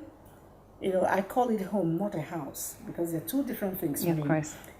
A happy home, a happy office, happy, a mixer out there doing a good job of everything put together. How do you, tap it up together? That's a typical woman. Women, we multitask. Every woman has the ability to put a little bit of everything together harmoniously. But the good thing is, I have wonderful children. They're very supportive, and my family, my brothers, everyone is great, and my domestic staff, fantastic. So everyone understanding the demanding career path I have, and I think it just works together easily. But you are a super mom. I call you that not just because you've made success, but a lot of women can't seem to handle it alone, being it alone. Talk to us about your single parenting. You know, I have never really spoken about my personal life. I don't even write about it as well, too. And this is my first time of really putting my home out there. And it's a different, nice feeling. But it's also good so people can connect to the person behind all of these activities. And like you said, it seems easy because I have understanding people around, but it has taken a lot of work for me to set the structure up. As a homemaker, whether you're single, because even though I'm a single mom, I'm still a homemaker. You know, it takes a lot and even double the effort, that a married person puts. It's a lot. It's quite challenging. I work 24/7. Sometimes I don't sleep. Yeah, sometimes I go, like, even when I sleep, I'm dreaming of when you wake up, what is the first thing you have to do to put things in place? And that's it. So I think it's a discipline I had to imbibe in myself from a younger age when I became the breadwinner of the family after my father's death. So I have got to realize that 24 hours sometimes is just not enough. So how much in a day can I achieve? Because the next day comes with its own challenges. So part of the reason why you see that I have some sort of an organized home, an organized office, is because I just have a lot of, hello guys. How are you, baby? Lovely children. Thank You're you. back from school? Let me guess, this is Zayn? Yeah. You told me about it, and this is... What's your name? Nadia. Nadia, how old are you? 8. Oh, that's lovely. Zayn, how old are you? 11. 11. How was school today? Good. You had fun, right? Yes. Okay, so this is Auntie, and we're having an interview now. So do you mind going to your rooms to do your homework? I'll join you later. Don't forget to wash your hands, babies. Okay, but before you leave, just say hello to my friends. Hello. All right, so I'm going to have a chat with your mom. Then we'll come play with you in the room later, okay? Okay. All right. Bye. Bye. Bye. Lovely children. Thank you. You know, there's something in every woman. That's the ability to nurture. And I find that in my children. Whenever I step out of my home and I walk to these communities and I see kids who are the same age as my children and they're deprived of the basic amenities that my children have and other children have, it really breaks my heart and makes me double my effort to say, you know what, how can we improve? What can I do? How can I make the government or people around understand that there is such need, there's such vulnerability, and we just have to put up our human side and reach out to these people because they are not poor or in need by choice. Some of them were just born, and you know, we don't choose where we're born. Yeah. So when I see my kids, every day I wake up, it reminds me of the effort I have, I still have, the amount of work that still needs to be put in place in the world. I told you the story of how we used to eat overnight eba. I tell you, so this drinking of gari, soaking of gari, it happened to me, but that was the only way to survive. I remember then, I was going to show you my favorite parts of the house, which is, I have my 2 favorite parts of the house, my bathroom and my kitchen. And each time I walk into my kitchen, it reminds me of one of the first clear dreams I had. Many years ago, when things were really tough, we used to use this local stove. Mm-hmm. And because I'm asthmatic, but each time I blow up the stove, you know, the kerosene fumes just get into my eyes. And I would nearly have an attack, but I just had to because that was what we could afford. We needed to eat. And I told myself, you know what, I wasn't feeling bad. Neither was I feeling sorry for myself because I just told myself in my heart, you know what, it's just temporary. When you make it, you're going to have a beautiful black and white Italian-looking kitchen. And that's what I have, my little black and white nice kitchen. Yeah, you'll see it. It's just my brother put it up together. I want to say my bye-bye, but I want to do it in the kitchen. Can we? Ah, okay, of course. It's very simple, black and white. And like I told you, said this is your favorite room. Yes. Somebody is dead. Oh, Nadia, get up. I've told you before, no games in the kitchen, sweetheart. How are you, love? Come on. I was actually making some juice before you came in, so if you don't mind, like in a few minutes, I could just round up and give you some of the freshest and nicest juice. I don't mind because I love juice. You like juice too? Yeah. Okay, so let's watch Mommy do it.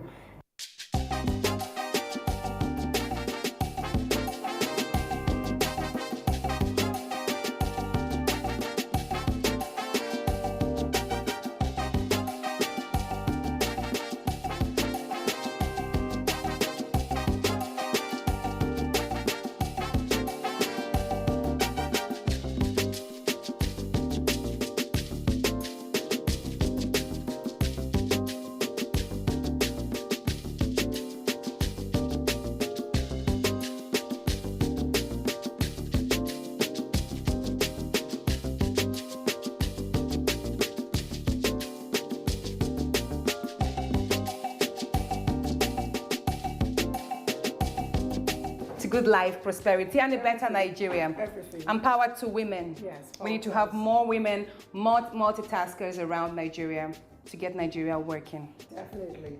Okay, on that lovely note, we say bye on today's edition of The Woman. Don't forget, next week promises even more exciting package. Stay good and be good Nigerians. Cheers. Cheers.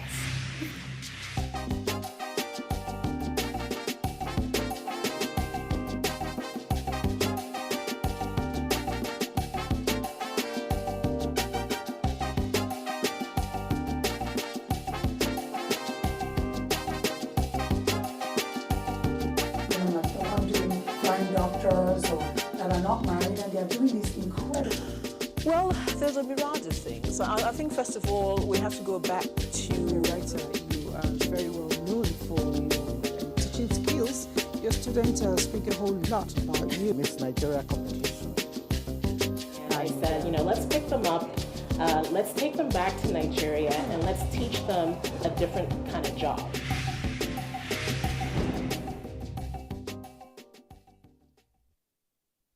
I never get this kind of thing, or I hear it. Somebody called me that there is a form that people are filling. I should go and fill. Then I went there, she gave me one, I filled the form. We are 3 in number, they working together. We got form from federal government. After 2 weeks, I received a lot of 30,000 naira from federal government. I used the 30,000 naira to buy so many things like equipment. The money really helped me. The next week I went to market, I increased my business. I thank my president who got touched to give us this such amount. I say, may God bless him. I really thank the government, the federal government, more especially President Muhammad Buhari, because he's the one that signed the money. I am very, very grateful for them.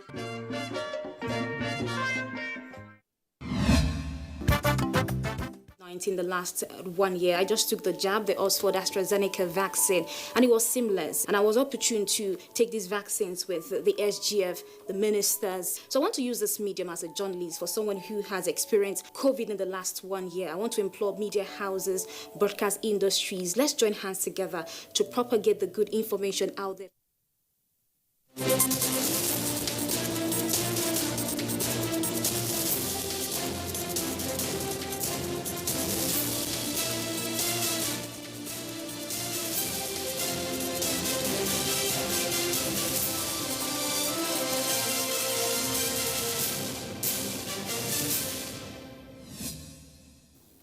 Hello and welcome to the news update on NTA International. I am Charles Alpha. President Muhammadu Buhari has assured that the present administration will continue to provide infrastructure that will boost economic activities in the country. He gave the assurance while performing the groundbreaking ceremony of the Kano-Kaduna Rail Corridor in Kano.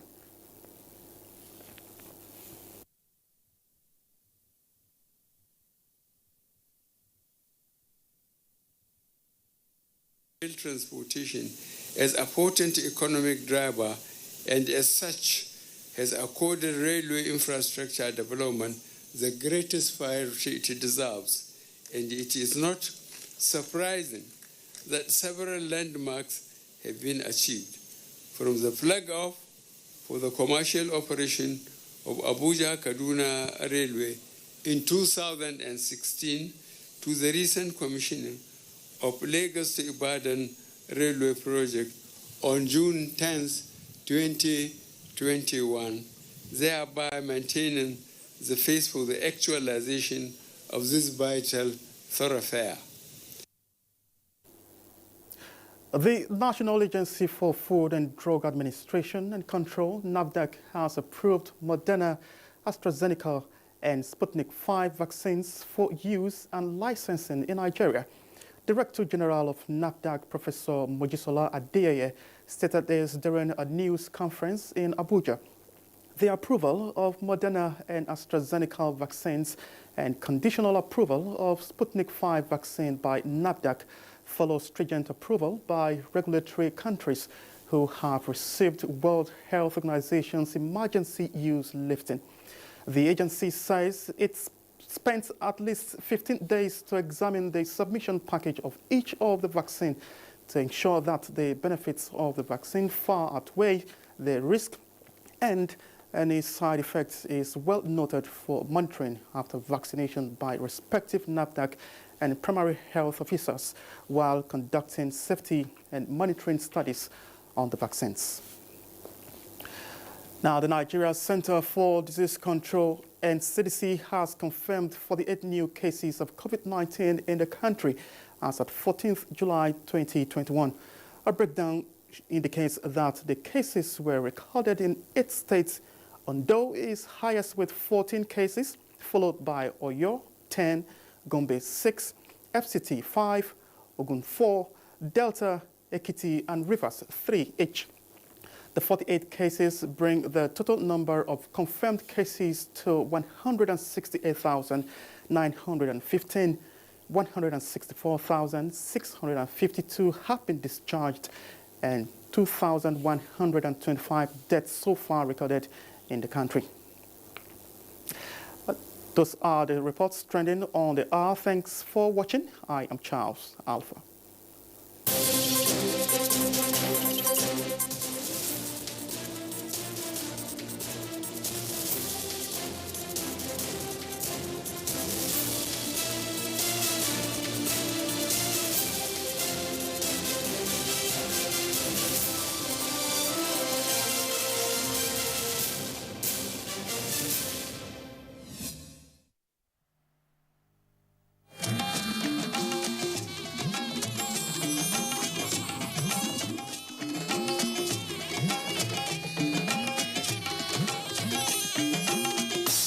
This is the network service of the NTA.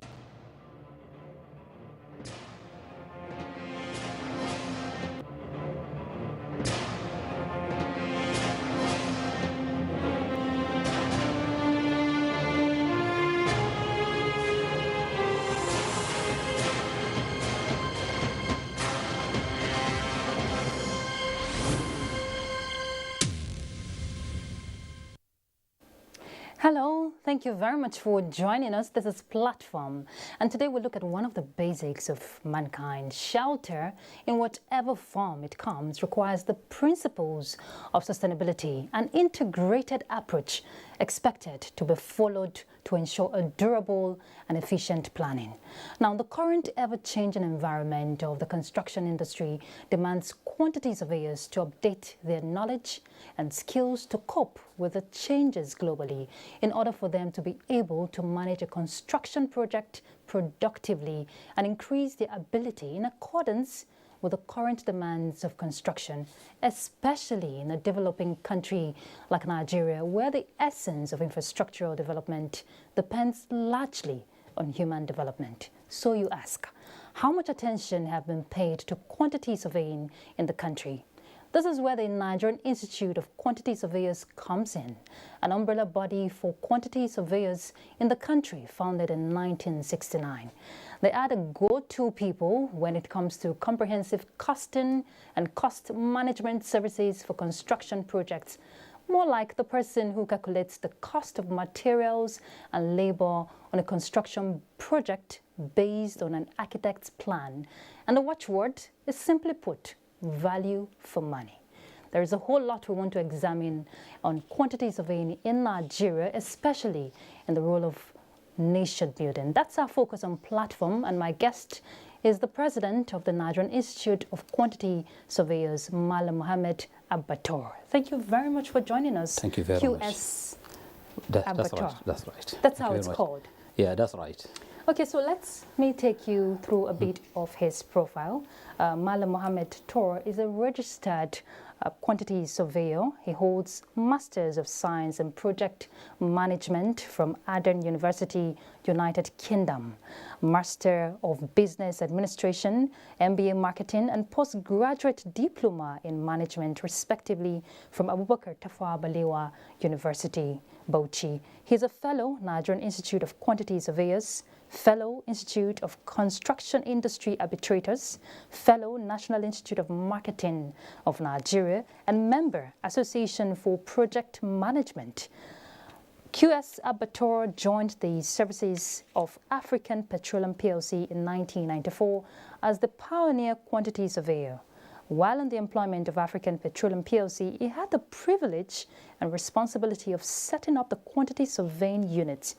He voluntarily resigned from African Petroleum PLC in 2002 to pursue interest in consultancy services, which he's been doing so well. QS Abator has played a leading role in costing and cost management of several projects in both public and private sectors, including construction of ultra-modern sports complex, several offices for government ministries, departments and agencies, commercial buildings, etc., you name it. He's just an expert when we're talking quantity surveying.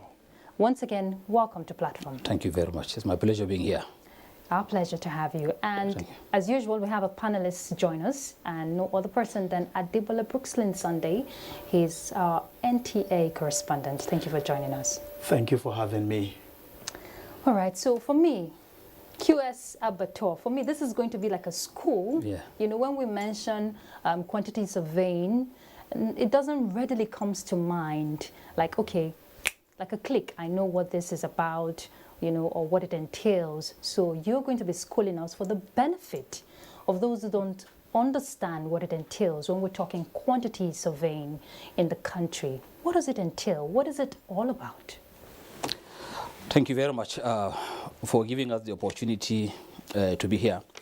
I want to begin by appreciating the management of NTA for giving us the platform to showcase our competencies across the country. Over time, we've enjoyed very close relationship with NTA, and this is one of such opportunities, and we just cannot appreciate you enough. Thank you so very much. Now, you've rightly gave in your background the essence or roles of quantity surveyors. Quantity surveyors actually are experts trained in project costing, right from inception or conceptualization down to implementation, commissioning, and even during maintenance. We come in to provide the resources, as you mentioned, in terms of materials, labor, and plant that will now go into any given projects, be it at whatever stage, in all sectors of the economy and all kinds of projects. We are cost experts. That's what we do, and that's the bottom line of our training. So that's the... Now, if you look at the roles or functions of quantity surveyors, if I may just go there, functions of quantity surveyors include in the areas of project costing, as I mentioned.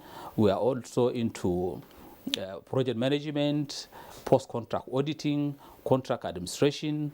We are into issues like resolving construction disputes in the industry. We do quite a lot. Our members are out there in the field resolving issues, resolving disputes between clients and contractors in so many areas, because cost, as you rightly mentioned, is one of the key elements of what we call project baseline, where you have the quality, you have cost, and also the completion period or delivery period.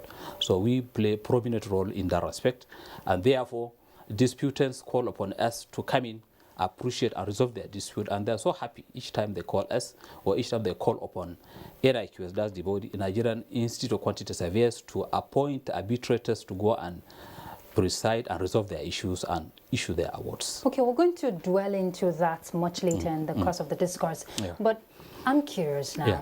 50 years ago, you know, quantity surveyors in the country used to be 20, including British nationalities. Now, the indigenes, talking about Nigerians, we're now up to 10 to 15. In as much as the name signifies quantity, is it about quantity or quality when we're looking at professionals in the country? Because the narrative has changed. We have a lot of quantity surveyors in the country. Yeah. Okay. Yeah. All right. Thank you very much. Yeah. Within the industry, you have the designers. By that I mean the architects, engineers, who look into the aspect of quality. They design, specify, and give standards. Then the quantity surveyors, based on the documents or designed parameters prepared by the design specialists or experts, we now translate those into what we call the bills of quantities or later document called material schedules. So we now look into quantity, but translating into the specifications and quality parameters set out by the design consultants or design experts. In other words, you have a collaborative approach in the industry where you have 7 professional bodies. So we come in to work hand in hand. There are those responsible for designs. Okay. Right? We don't claim to be one of such. And then we are now into the costing of that is the project costing. And in it, we bring out the quantities in terms of what is required, materials, labor and plant, and also price them out. So these are the distinction between the designers who are really looking into the quality aspects, and then the quantity surveyors who now look at the quantity, but then generating from the documents prepared by the design expert, translating their quality parameters into our own documents. It's a value chain. Adebola, I know you. Okay, I just want to ask you a follow-up question now. Who is a quantity surveyor, or what do I need to have or qualification to be called or to practice as a quantity surveyor? Yeah, within the institute, we have routes of qualifications. Now, there are different routes, but in all of these cases, you have to be, generally speaking, you have to be graduates of quantity surveying from universities or polytechnics within the country or outside that are accredited by our own regulatory body, that is Quantity Surveyors Registration Board of Nigeria. So once if you complete that, and after your mandatory service year, you now fill or complete application desiring to be part of us through what we call the probationership. Then from there, we now compel you to fill diary and logbooks over a period under the tutelage of senior quantity surveyors. Then thereafter, we allow you to take examinations first, maybe a year after the service year or 2 years as the case may be. Then you now go through those processes before we now certify you as qualified. That is one stage. The second stage is when we finish, we now put you forward to the regulatory body, that's Quantity Surveyors Registration Board. They will also look at the process you went through from NIQS, then thereafter bring you on board, and then put you, in their own register.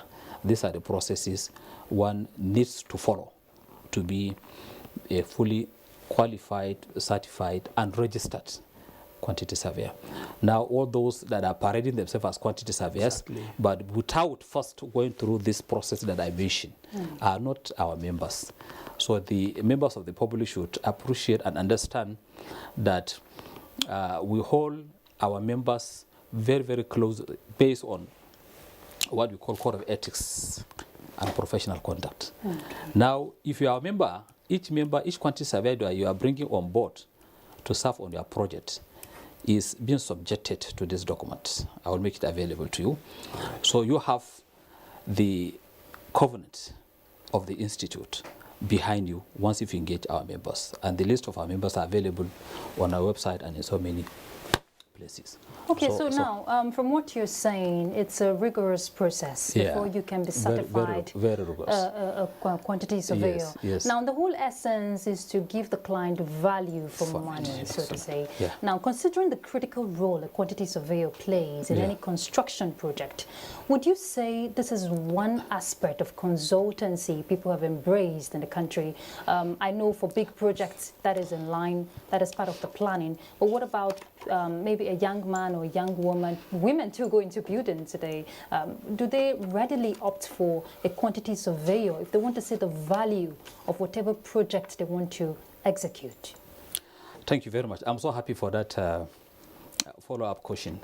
The fact is that the level of visibility leaves much to be desired. That is why we are engaging with, respectable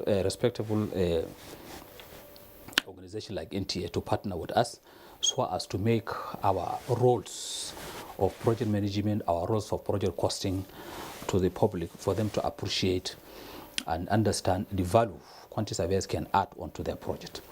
For instance, quantity surveying, or the Nigerian Institute of Quantity Surveyors, NIQS, has been in existence, as you said, for about 50 years. We celebrated our 50 years last year.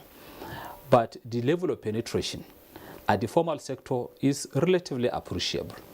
But in the informal sector, not that much appreciable. So we had to really recreate and innovate on how to make ourselves known to the lower cadre of construction middle activities. Class, if you like. Middle class or the lower class, okay, for them to appreciate quantity surveying by offering a product or services that meets their expectations. Customer satisfaction is key. If you don't give them values that they can appreciate, they wouldn't understand what quantity surveying is up to. And you may not add on to what they are doing. So during the 50 years period I mentioned, our leaders, the founding fathers, did quite a lot of work in order to bring quantity surveying at the front banner, the construction industry. This is our 50 years quantity surveying in Nigeria, NIQS at 50. But now, recently, we set back, and as an ongoing concern, what do we do to penetrate the informal sector? They also have to enjoy the value-adding capability of quantity surveyors for us to really ensure optimal utilization of resources that are scarce, so that they can now do much more with so little. And that's why we launch a product offering called resource scheduling.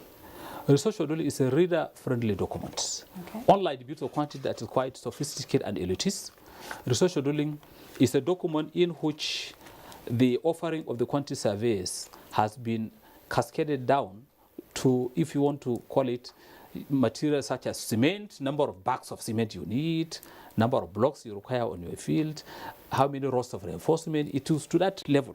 So that we are now convinced, and based on the feedback we are receiving from the field, the public is embracing us, and with level of sustainability, if we are now sustainable in pushing through this, then sooner than later, even the micro level of project elements like a little farmhouse, a small BQ somewhere, even if you want to construct a kitchen, you need schedules. And we are now saying we can do that better. We can produce, and they will not stress you by going through what we call the bills of quantity, which is quite complex. It's not reader friendly. Bills of quantity needs further analysis for you to appreciate the content.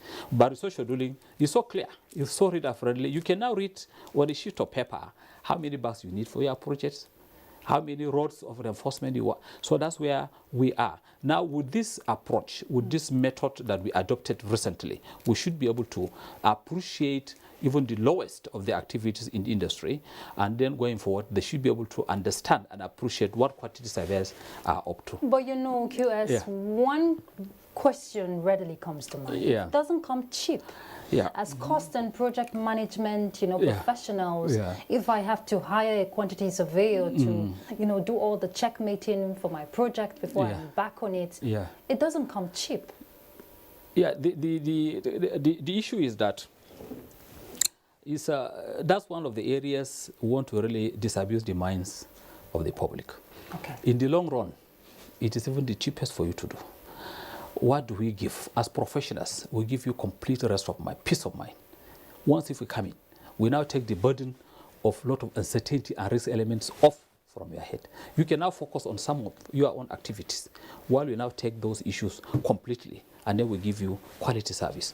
So in the final analysis, it is cheaper for you to bring in a professional to anchor your project, rather than assuming that they might be expensive, only for you to resort to some other what we normally call, or persons we normally call as quacks. By that I mean people who are not within our own institute or the Quantity Survey Registration Board. If you now bring them on to really anchor your costing and cost activities for you, in the long run, you are now going to lose quite a lot because he's not trained, he's not equipped. Even as we are, as trained as we are, we do what we call continuous professional development, because the changes in the global environment, the technology itself are changing. Yes. So you cannot use the formula you have been using decades ago to come and make a proposition to a client. Clients nowadays are becoming more sophisticated. They are becoming more complicated, and their tests and requirements are also changing. Yes. So if you are now stagnant, you might not be able to meet up their expectations. So we do carry out a lot of professional development, continuous professional development, in order for us to be at par with the expectations of the employers. Then what of somebody who is not even within our fault at all? He has not been trained ab initio, and then he has not been updating his skill and knowledge over time. Definitely, if you approach such a person, he is not going to give you what he has. He cannot give what he doesn't have. Yeah. That's the point. So come to us. In the long run, it's cheaper. And it is just the mindset of persons believing that, okay, if you bring them in, it will be expensive. But we are now going to reduce quite a lot of unnecessary wastages. Once if we give you our documentation and our full attention, a lot of risk elements will be removed, a lot of uncertainty will be downplayed, and then we can now come up with things that you can trust, submissions that you can now trust. Okay. Our integrity and dignity are on the line.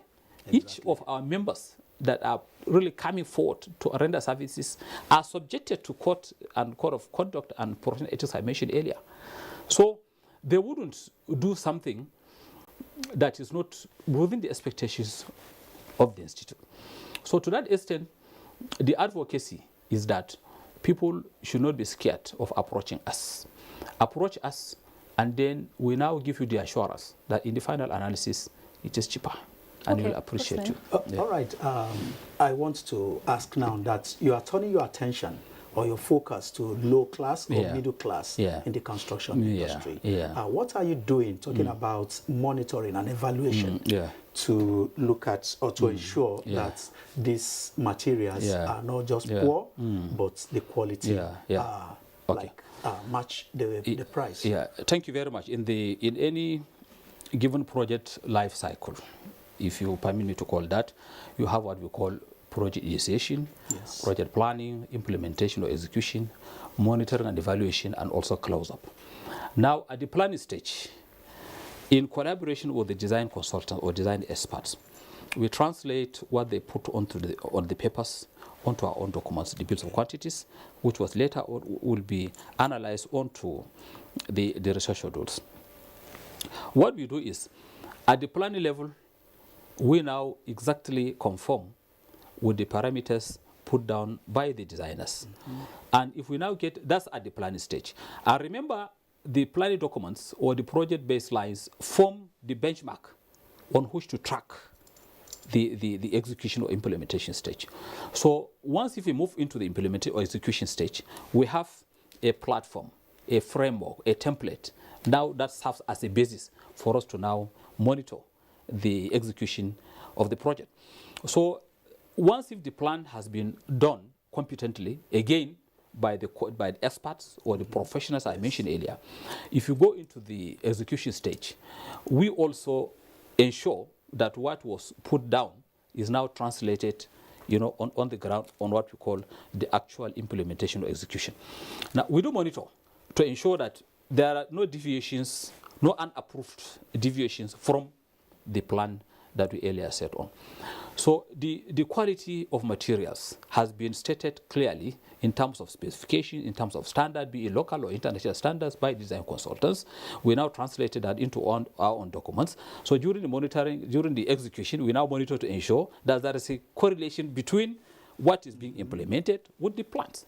If there are changes, because changes will occur, the plans that you have are not sacrosanct.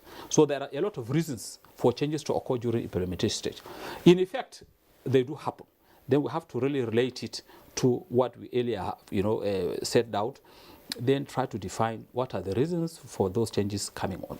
So again, it's an assurance that the employer or the developer or the client, be it public or in the private sector, will now see that the monitoring will ensure he gets value for money. That is the key word. Value for money on what we earlier set out. That gives him the proper opportunity of planning his structures of finances and all of those things. Then by the time we go there, we also ensure that what has been stated here should be brought in here. So the danger is that even if you bring in the professionals to do the good work for you at the planning stage, if you now go and do a different thing entirely at the execution or at the implementation stage without involving us, there could be some approaches that are not proper, which if we are not involved, then definitely. So we are now preaching or advocating that once, if we provide these documents for you, now bring us on board also. The engineers also mean, I'm talking about the whole industry. Also means the engineers, the architects, the quantity surveyors. Yes, once if we are there, right? So we'll now ensure that what has been stated is implemented in this way. Okay, so if you do that, that will now go a long way in also trying to address what is commonly now as building collapse. Building collapse happens because you now bring in somebody who can now do something at variance with what has been stated. But professionals worth their salts will not and will insist that what has been designed should be executed. You know, it's good you mentioned the building collapse. Yeah. Let's look at planning and urban development, which is part of the services of quantities of areas. That's right. Now, on a broader scope, yeah, we get to see a lot of illegal structures. We've seen building collapse, which is one of the major challenges in the country. Would you say we have regulated as a nation planning and urban development, in the country? Yeah. Okay.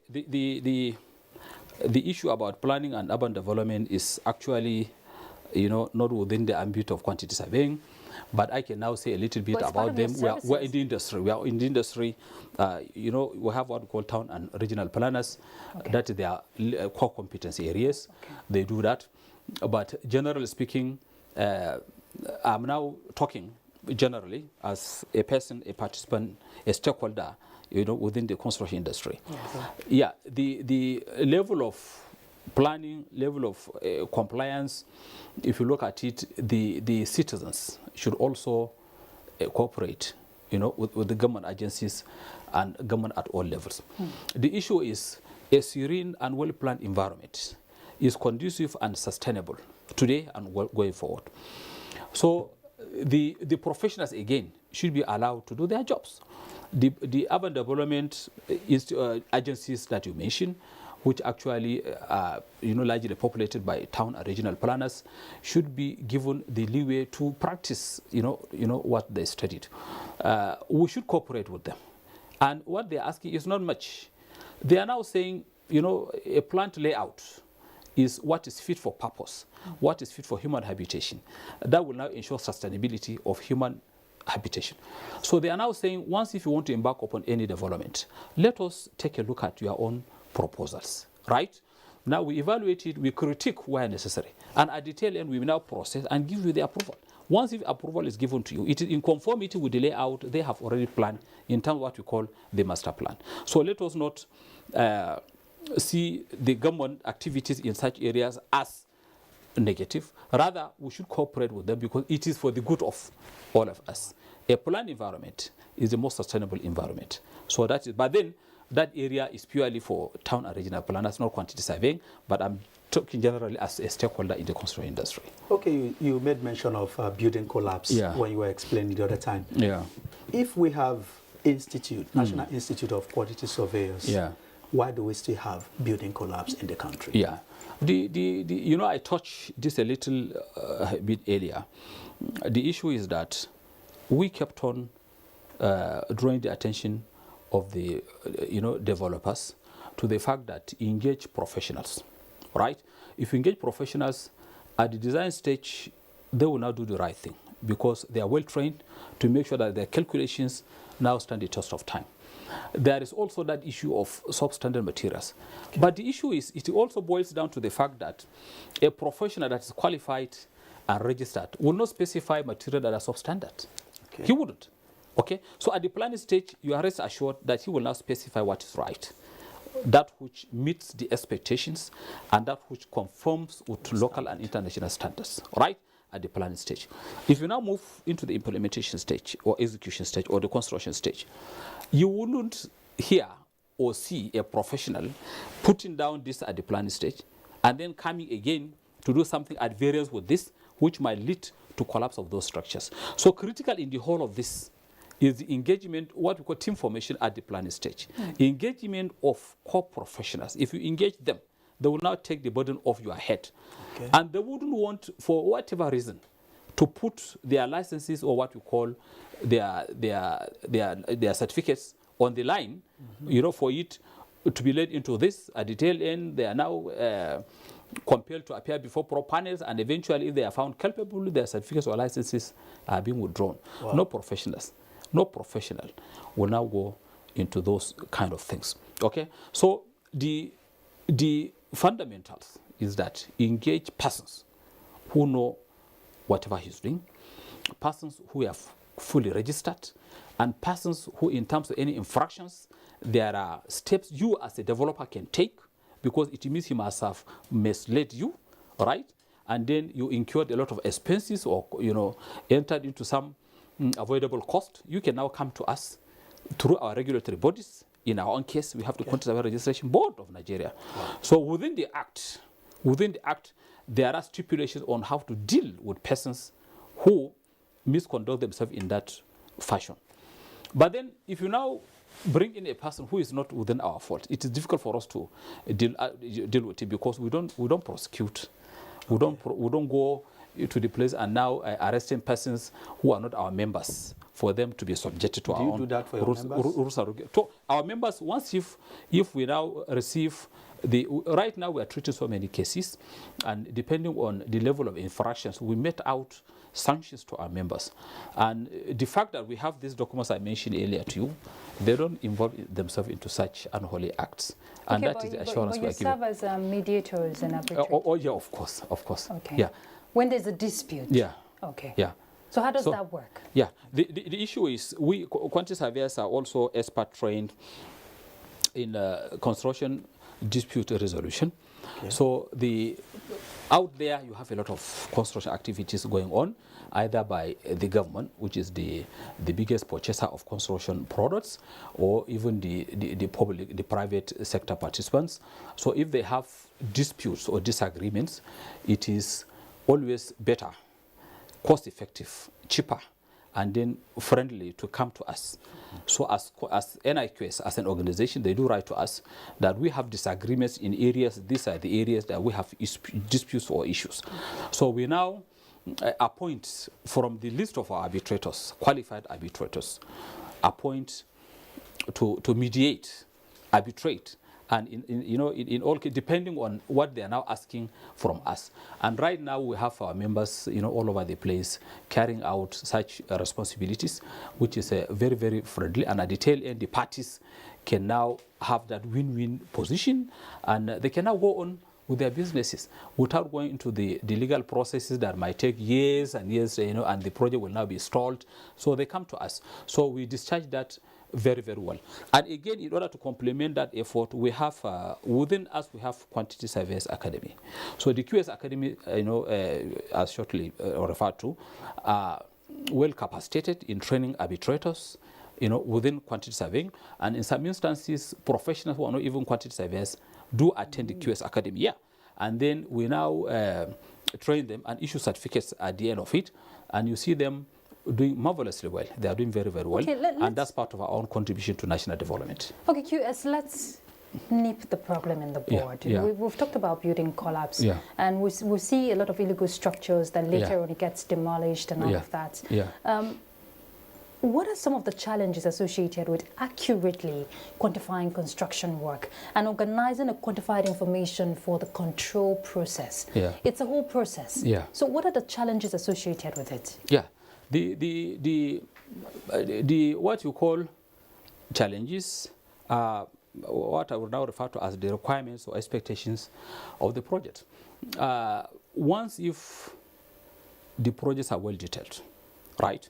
As we are not designers, once the projects are well designed by the design consultants or design experts, that's architects or engineers, right? Yes. So once if those details or those information are fully made available, quantity surveyors don't have any challenge in preparing accurate bills of quantities. And that will also lead to presentation of resource scheduling. So, but where you have the information is haphazard, right? You have a lot of assumptions. You have a lot of uncertainties. You have a lot of issues that are not yet resolved. And still the clients are in a hurry to move, to the site. Yeah, agreed, we have techniques. We have tools of handling such issues through what we call approximate or preliminary estimating. But then the accuracy will now not be as fully developed concept. So we'll now advise greatly that for you to have a clear picture and within the time constraint or other constraint you might have as a developer, it is always good for you to insist on your design experts to give you, that full information. Because the quantity survey's job is dependent upon the information. Exactly. So they now flow together. And that's why collaboration is key. Exactly. Right? Now it is in this that we are now also advocating, building information modeling is also now an in thing that will now give a platform for all the professionals to interface. It makes things easier. Now we are at the forefront of also popularizing that approach or that environment, build information modeling. That will now compel that all of us are on the same page. If you're on the same page, then you are guaranteed of the accuracy of the cost information you are receiving. And you can now plan and structure your finances based on that. But where you have the information as sketch, then the accuracy you are now mentioning will not be as accurate as where you have the information is full or complete. I know that one aspect any developer will consider is the cost of materials. Yeah. You want to have a structure put up, you have to put all that into consideration, even if the quantity surveyor, is creating all the mark, bringing all the lines out on how much this will cost, the planning. Cost of materials, how does it affect, the effective delivery of projects? Yeah, that's correct. Particularly of recent, due to the rising cost of materials, quantity surveying documents are issued at time X, at today's date. That is one.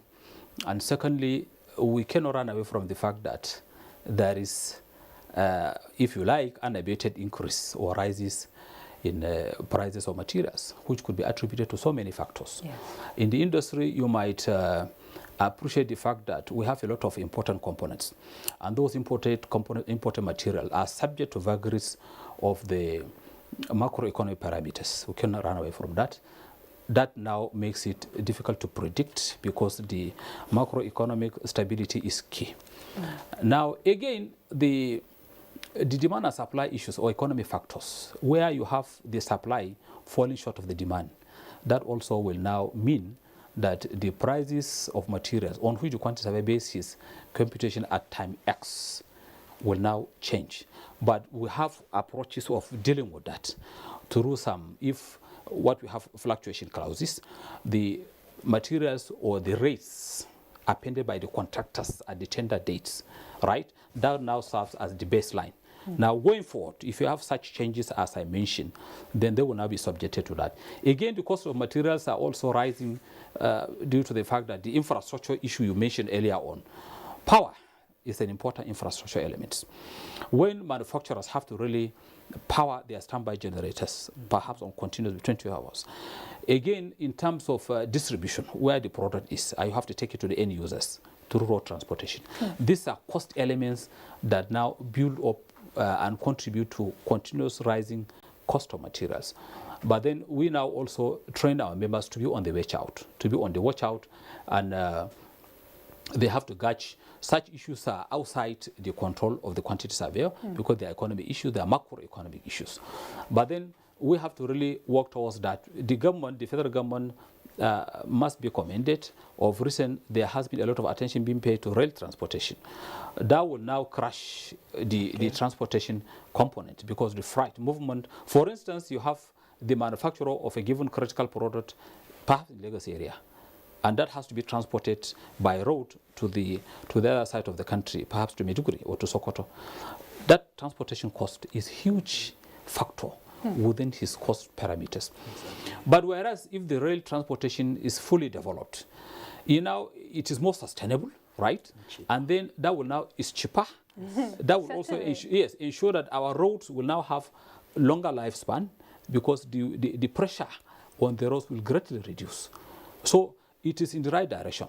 So these are some of the things that could be done in the long run to crush the prices of those critical materials. Some materials are quite critical.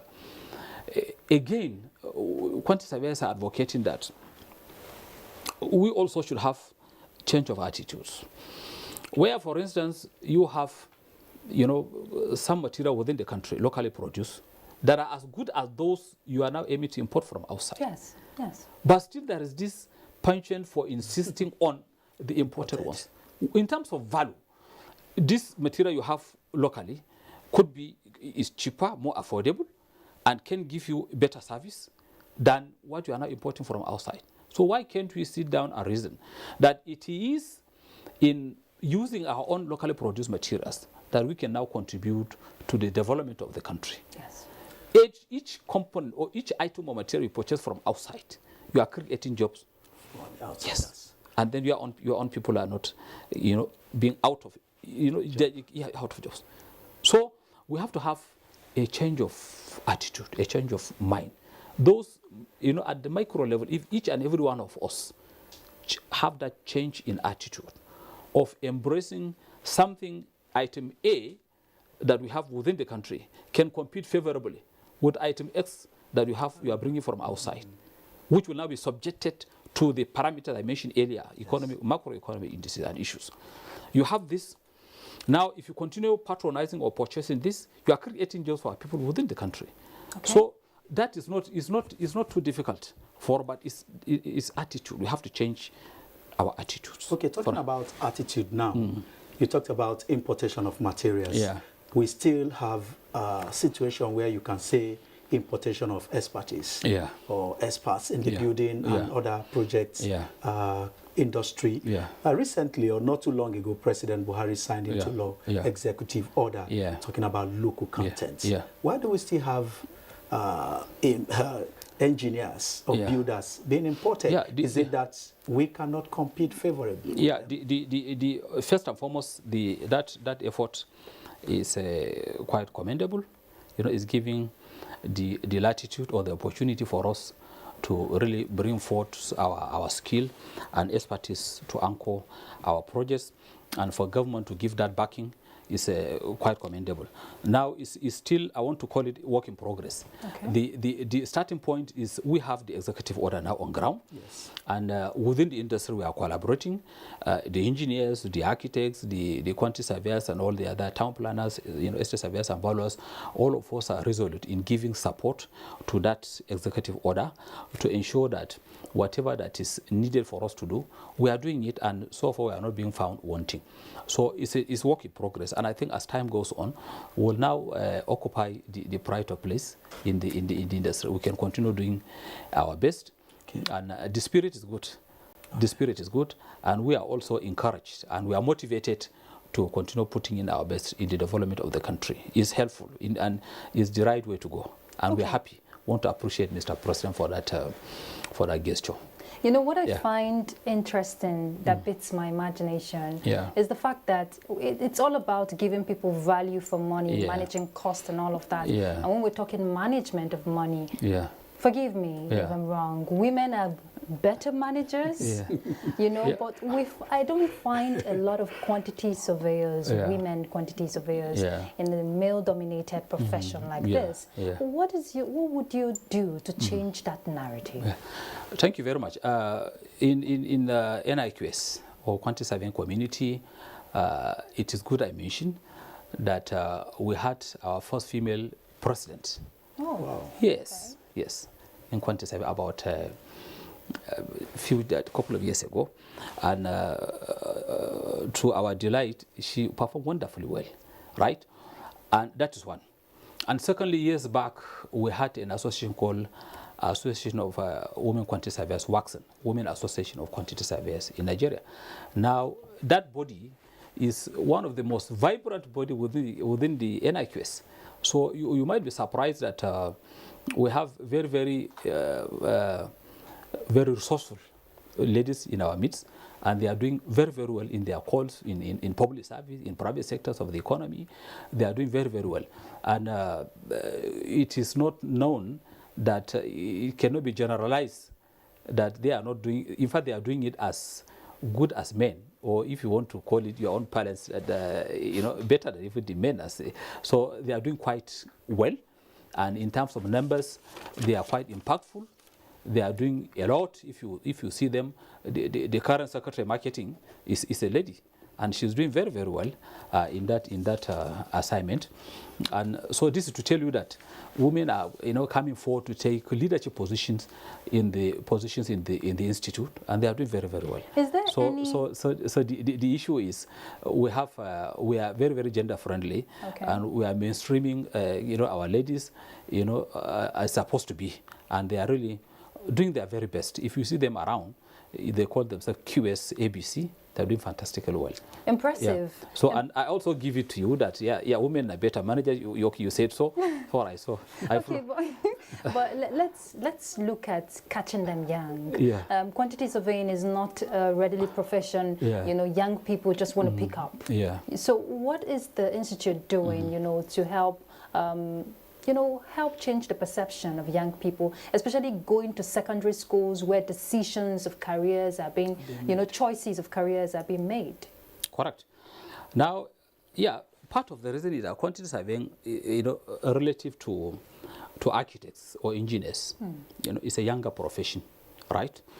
And so we need a lot of promotion, a lot of sensitization, a lot of advocacy. So at the chapters level, we have 34 chapters, within the country. Wow. Now they do visit as part of their own responsibilities. They do visit, secondary schools and even primary schools, and in order to use your word to catch them young, telling them the functions and how rewarding quantity surveying profession could be, and that we are confident that the narrative will now change going forward, and we do that sustainably. In fact, we now charge the chapters to continue visiting schools and appear in television programs to enlighten the public. And if you are talking to the students in the secondary school, even primary school, we do go to primary schools. Now that also you are now engaging the parents, so the parents should as well look at the possibility of having a rewarding professional career in quantity surveying. So we kept on doing that in order to ensure that we have them to consider quantity surveying as profession as now they move into the higher institutions. So we do that continuously, and so as we are now visiting or paying advocacy visits to government agencies and critical stakeholders in the industry for them to engage quantity surveyors in order to derive the value-adding capability.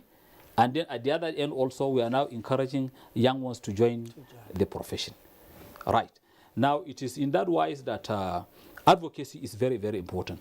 During the last workshop held last month, I was in Maiduguri, that's my home state, and His Excellency, our governor, during during the reception, during the program actually, at the opening, he now announced sponsorship for 100 indigenous of Borno State to take into quantity surveying. Wow. So now this is to tell you that the quantity survey that we have on ground should be engaged more optimally by the participants in the industry. And then we have to, because we are now 5,000 quantity surveyors for the whole of this country is nowhere being enough at all. And now that we are opening off and tap opportunities from the informal sector, right? People who ordinarily wouldn't be looking for quantity surveyors because that is complex in appreciating and understanding what the roles are. Now we are now coming in with product offering or service offering that cannot penetrate the informal sector.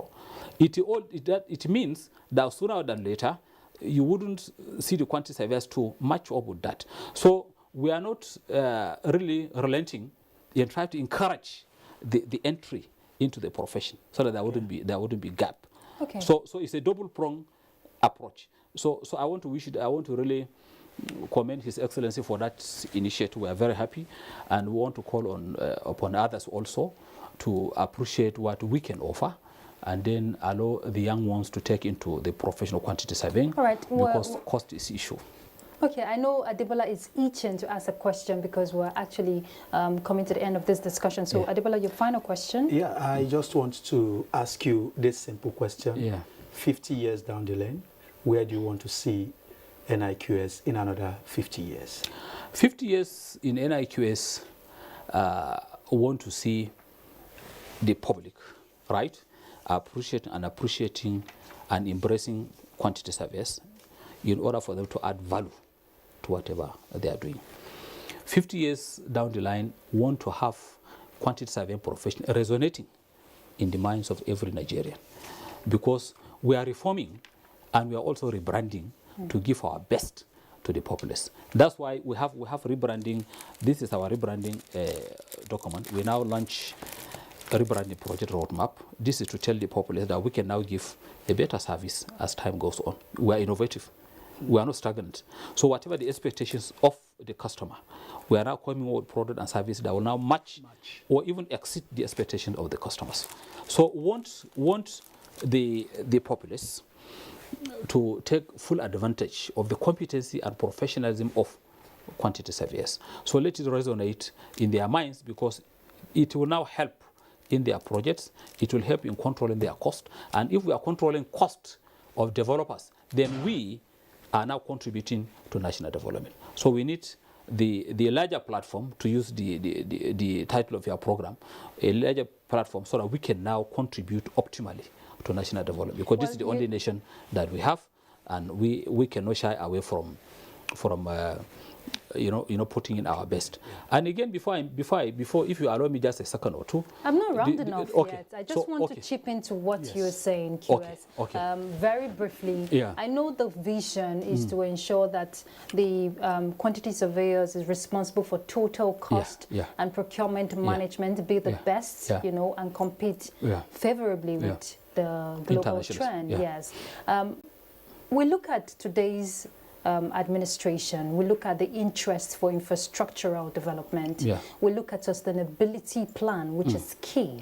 What would be your recommendations, very briefly, as we round this off? The sustainability of infrastructure, one in terms of adding to the existing stock, and also ensuring maintainability and maintenance of what you have on ground, are key drivers of any economy. So sustainable infrastructure is at the forefront of having a very, very promising economy. So we will now put in our best to ensure that the resources are applied optimally, so that we now have to continue gaining and improving upon the infrastructure stock on ground. So there is no room for wastages at all in terms of funds, because the funds are scarce. They are, so if it is scarce, you have to really apply them effectively and optimally. Now, it is in these guys that we are partnering with or collaborating with ICPC for some couple of years now. And it is gratifying that we received a letter of commendation or letter of appreciation for ICPC.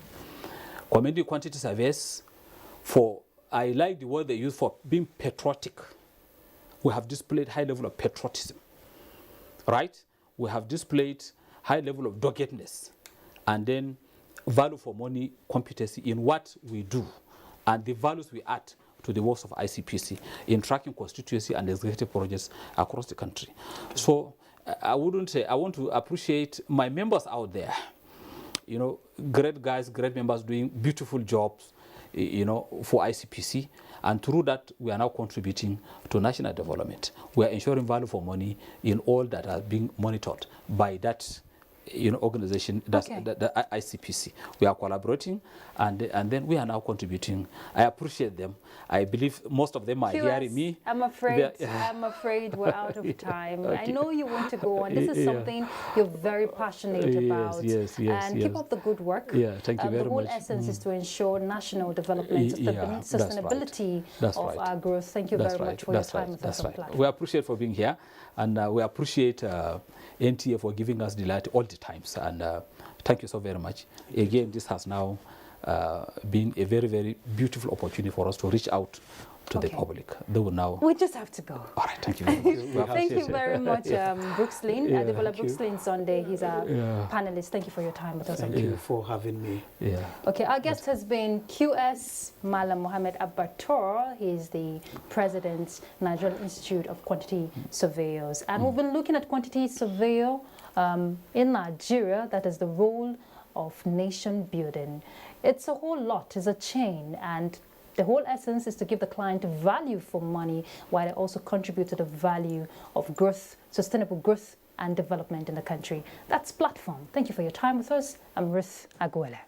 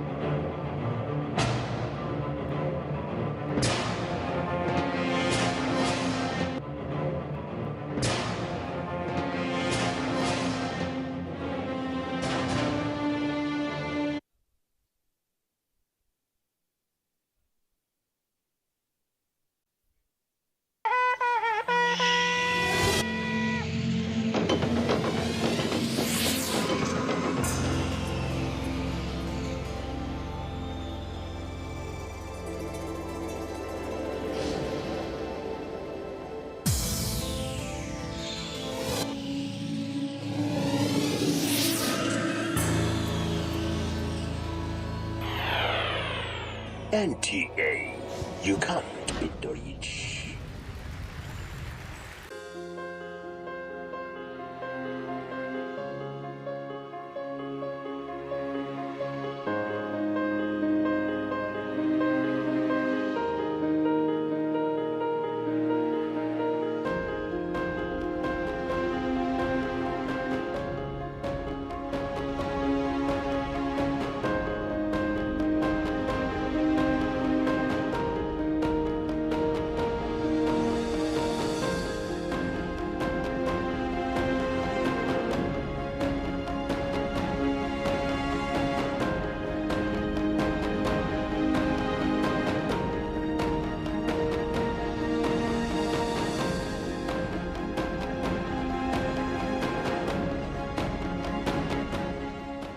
This vaccine is safe, and it has been certified safe and usable by NAFTA.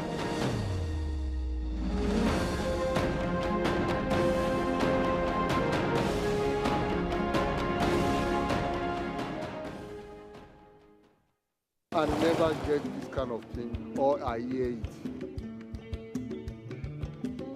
Abuja Intraproductive Agency. They then called me because we are partner with them. They said we should come.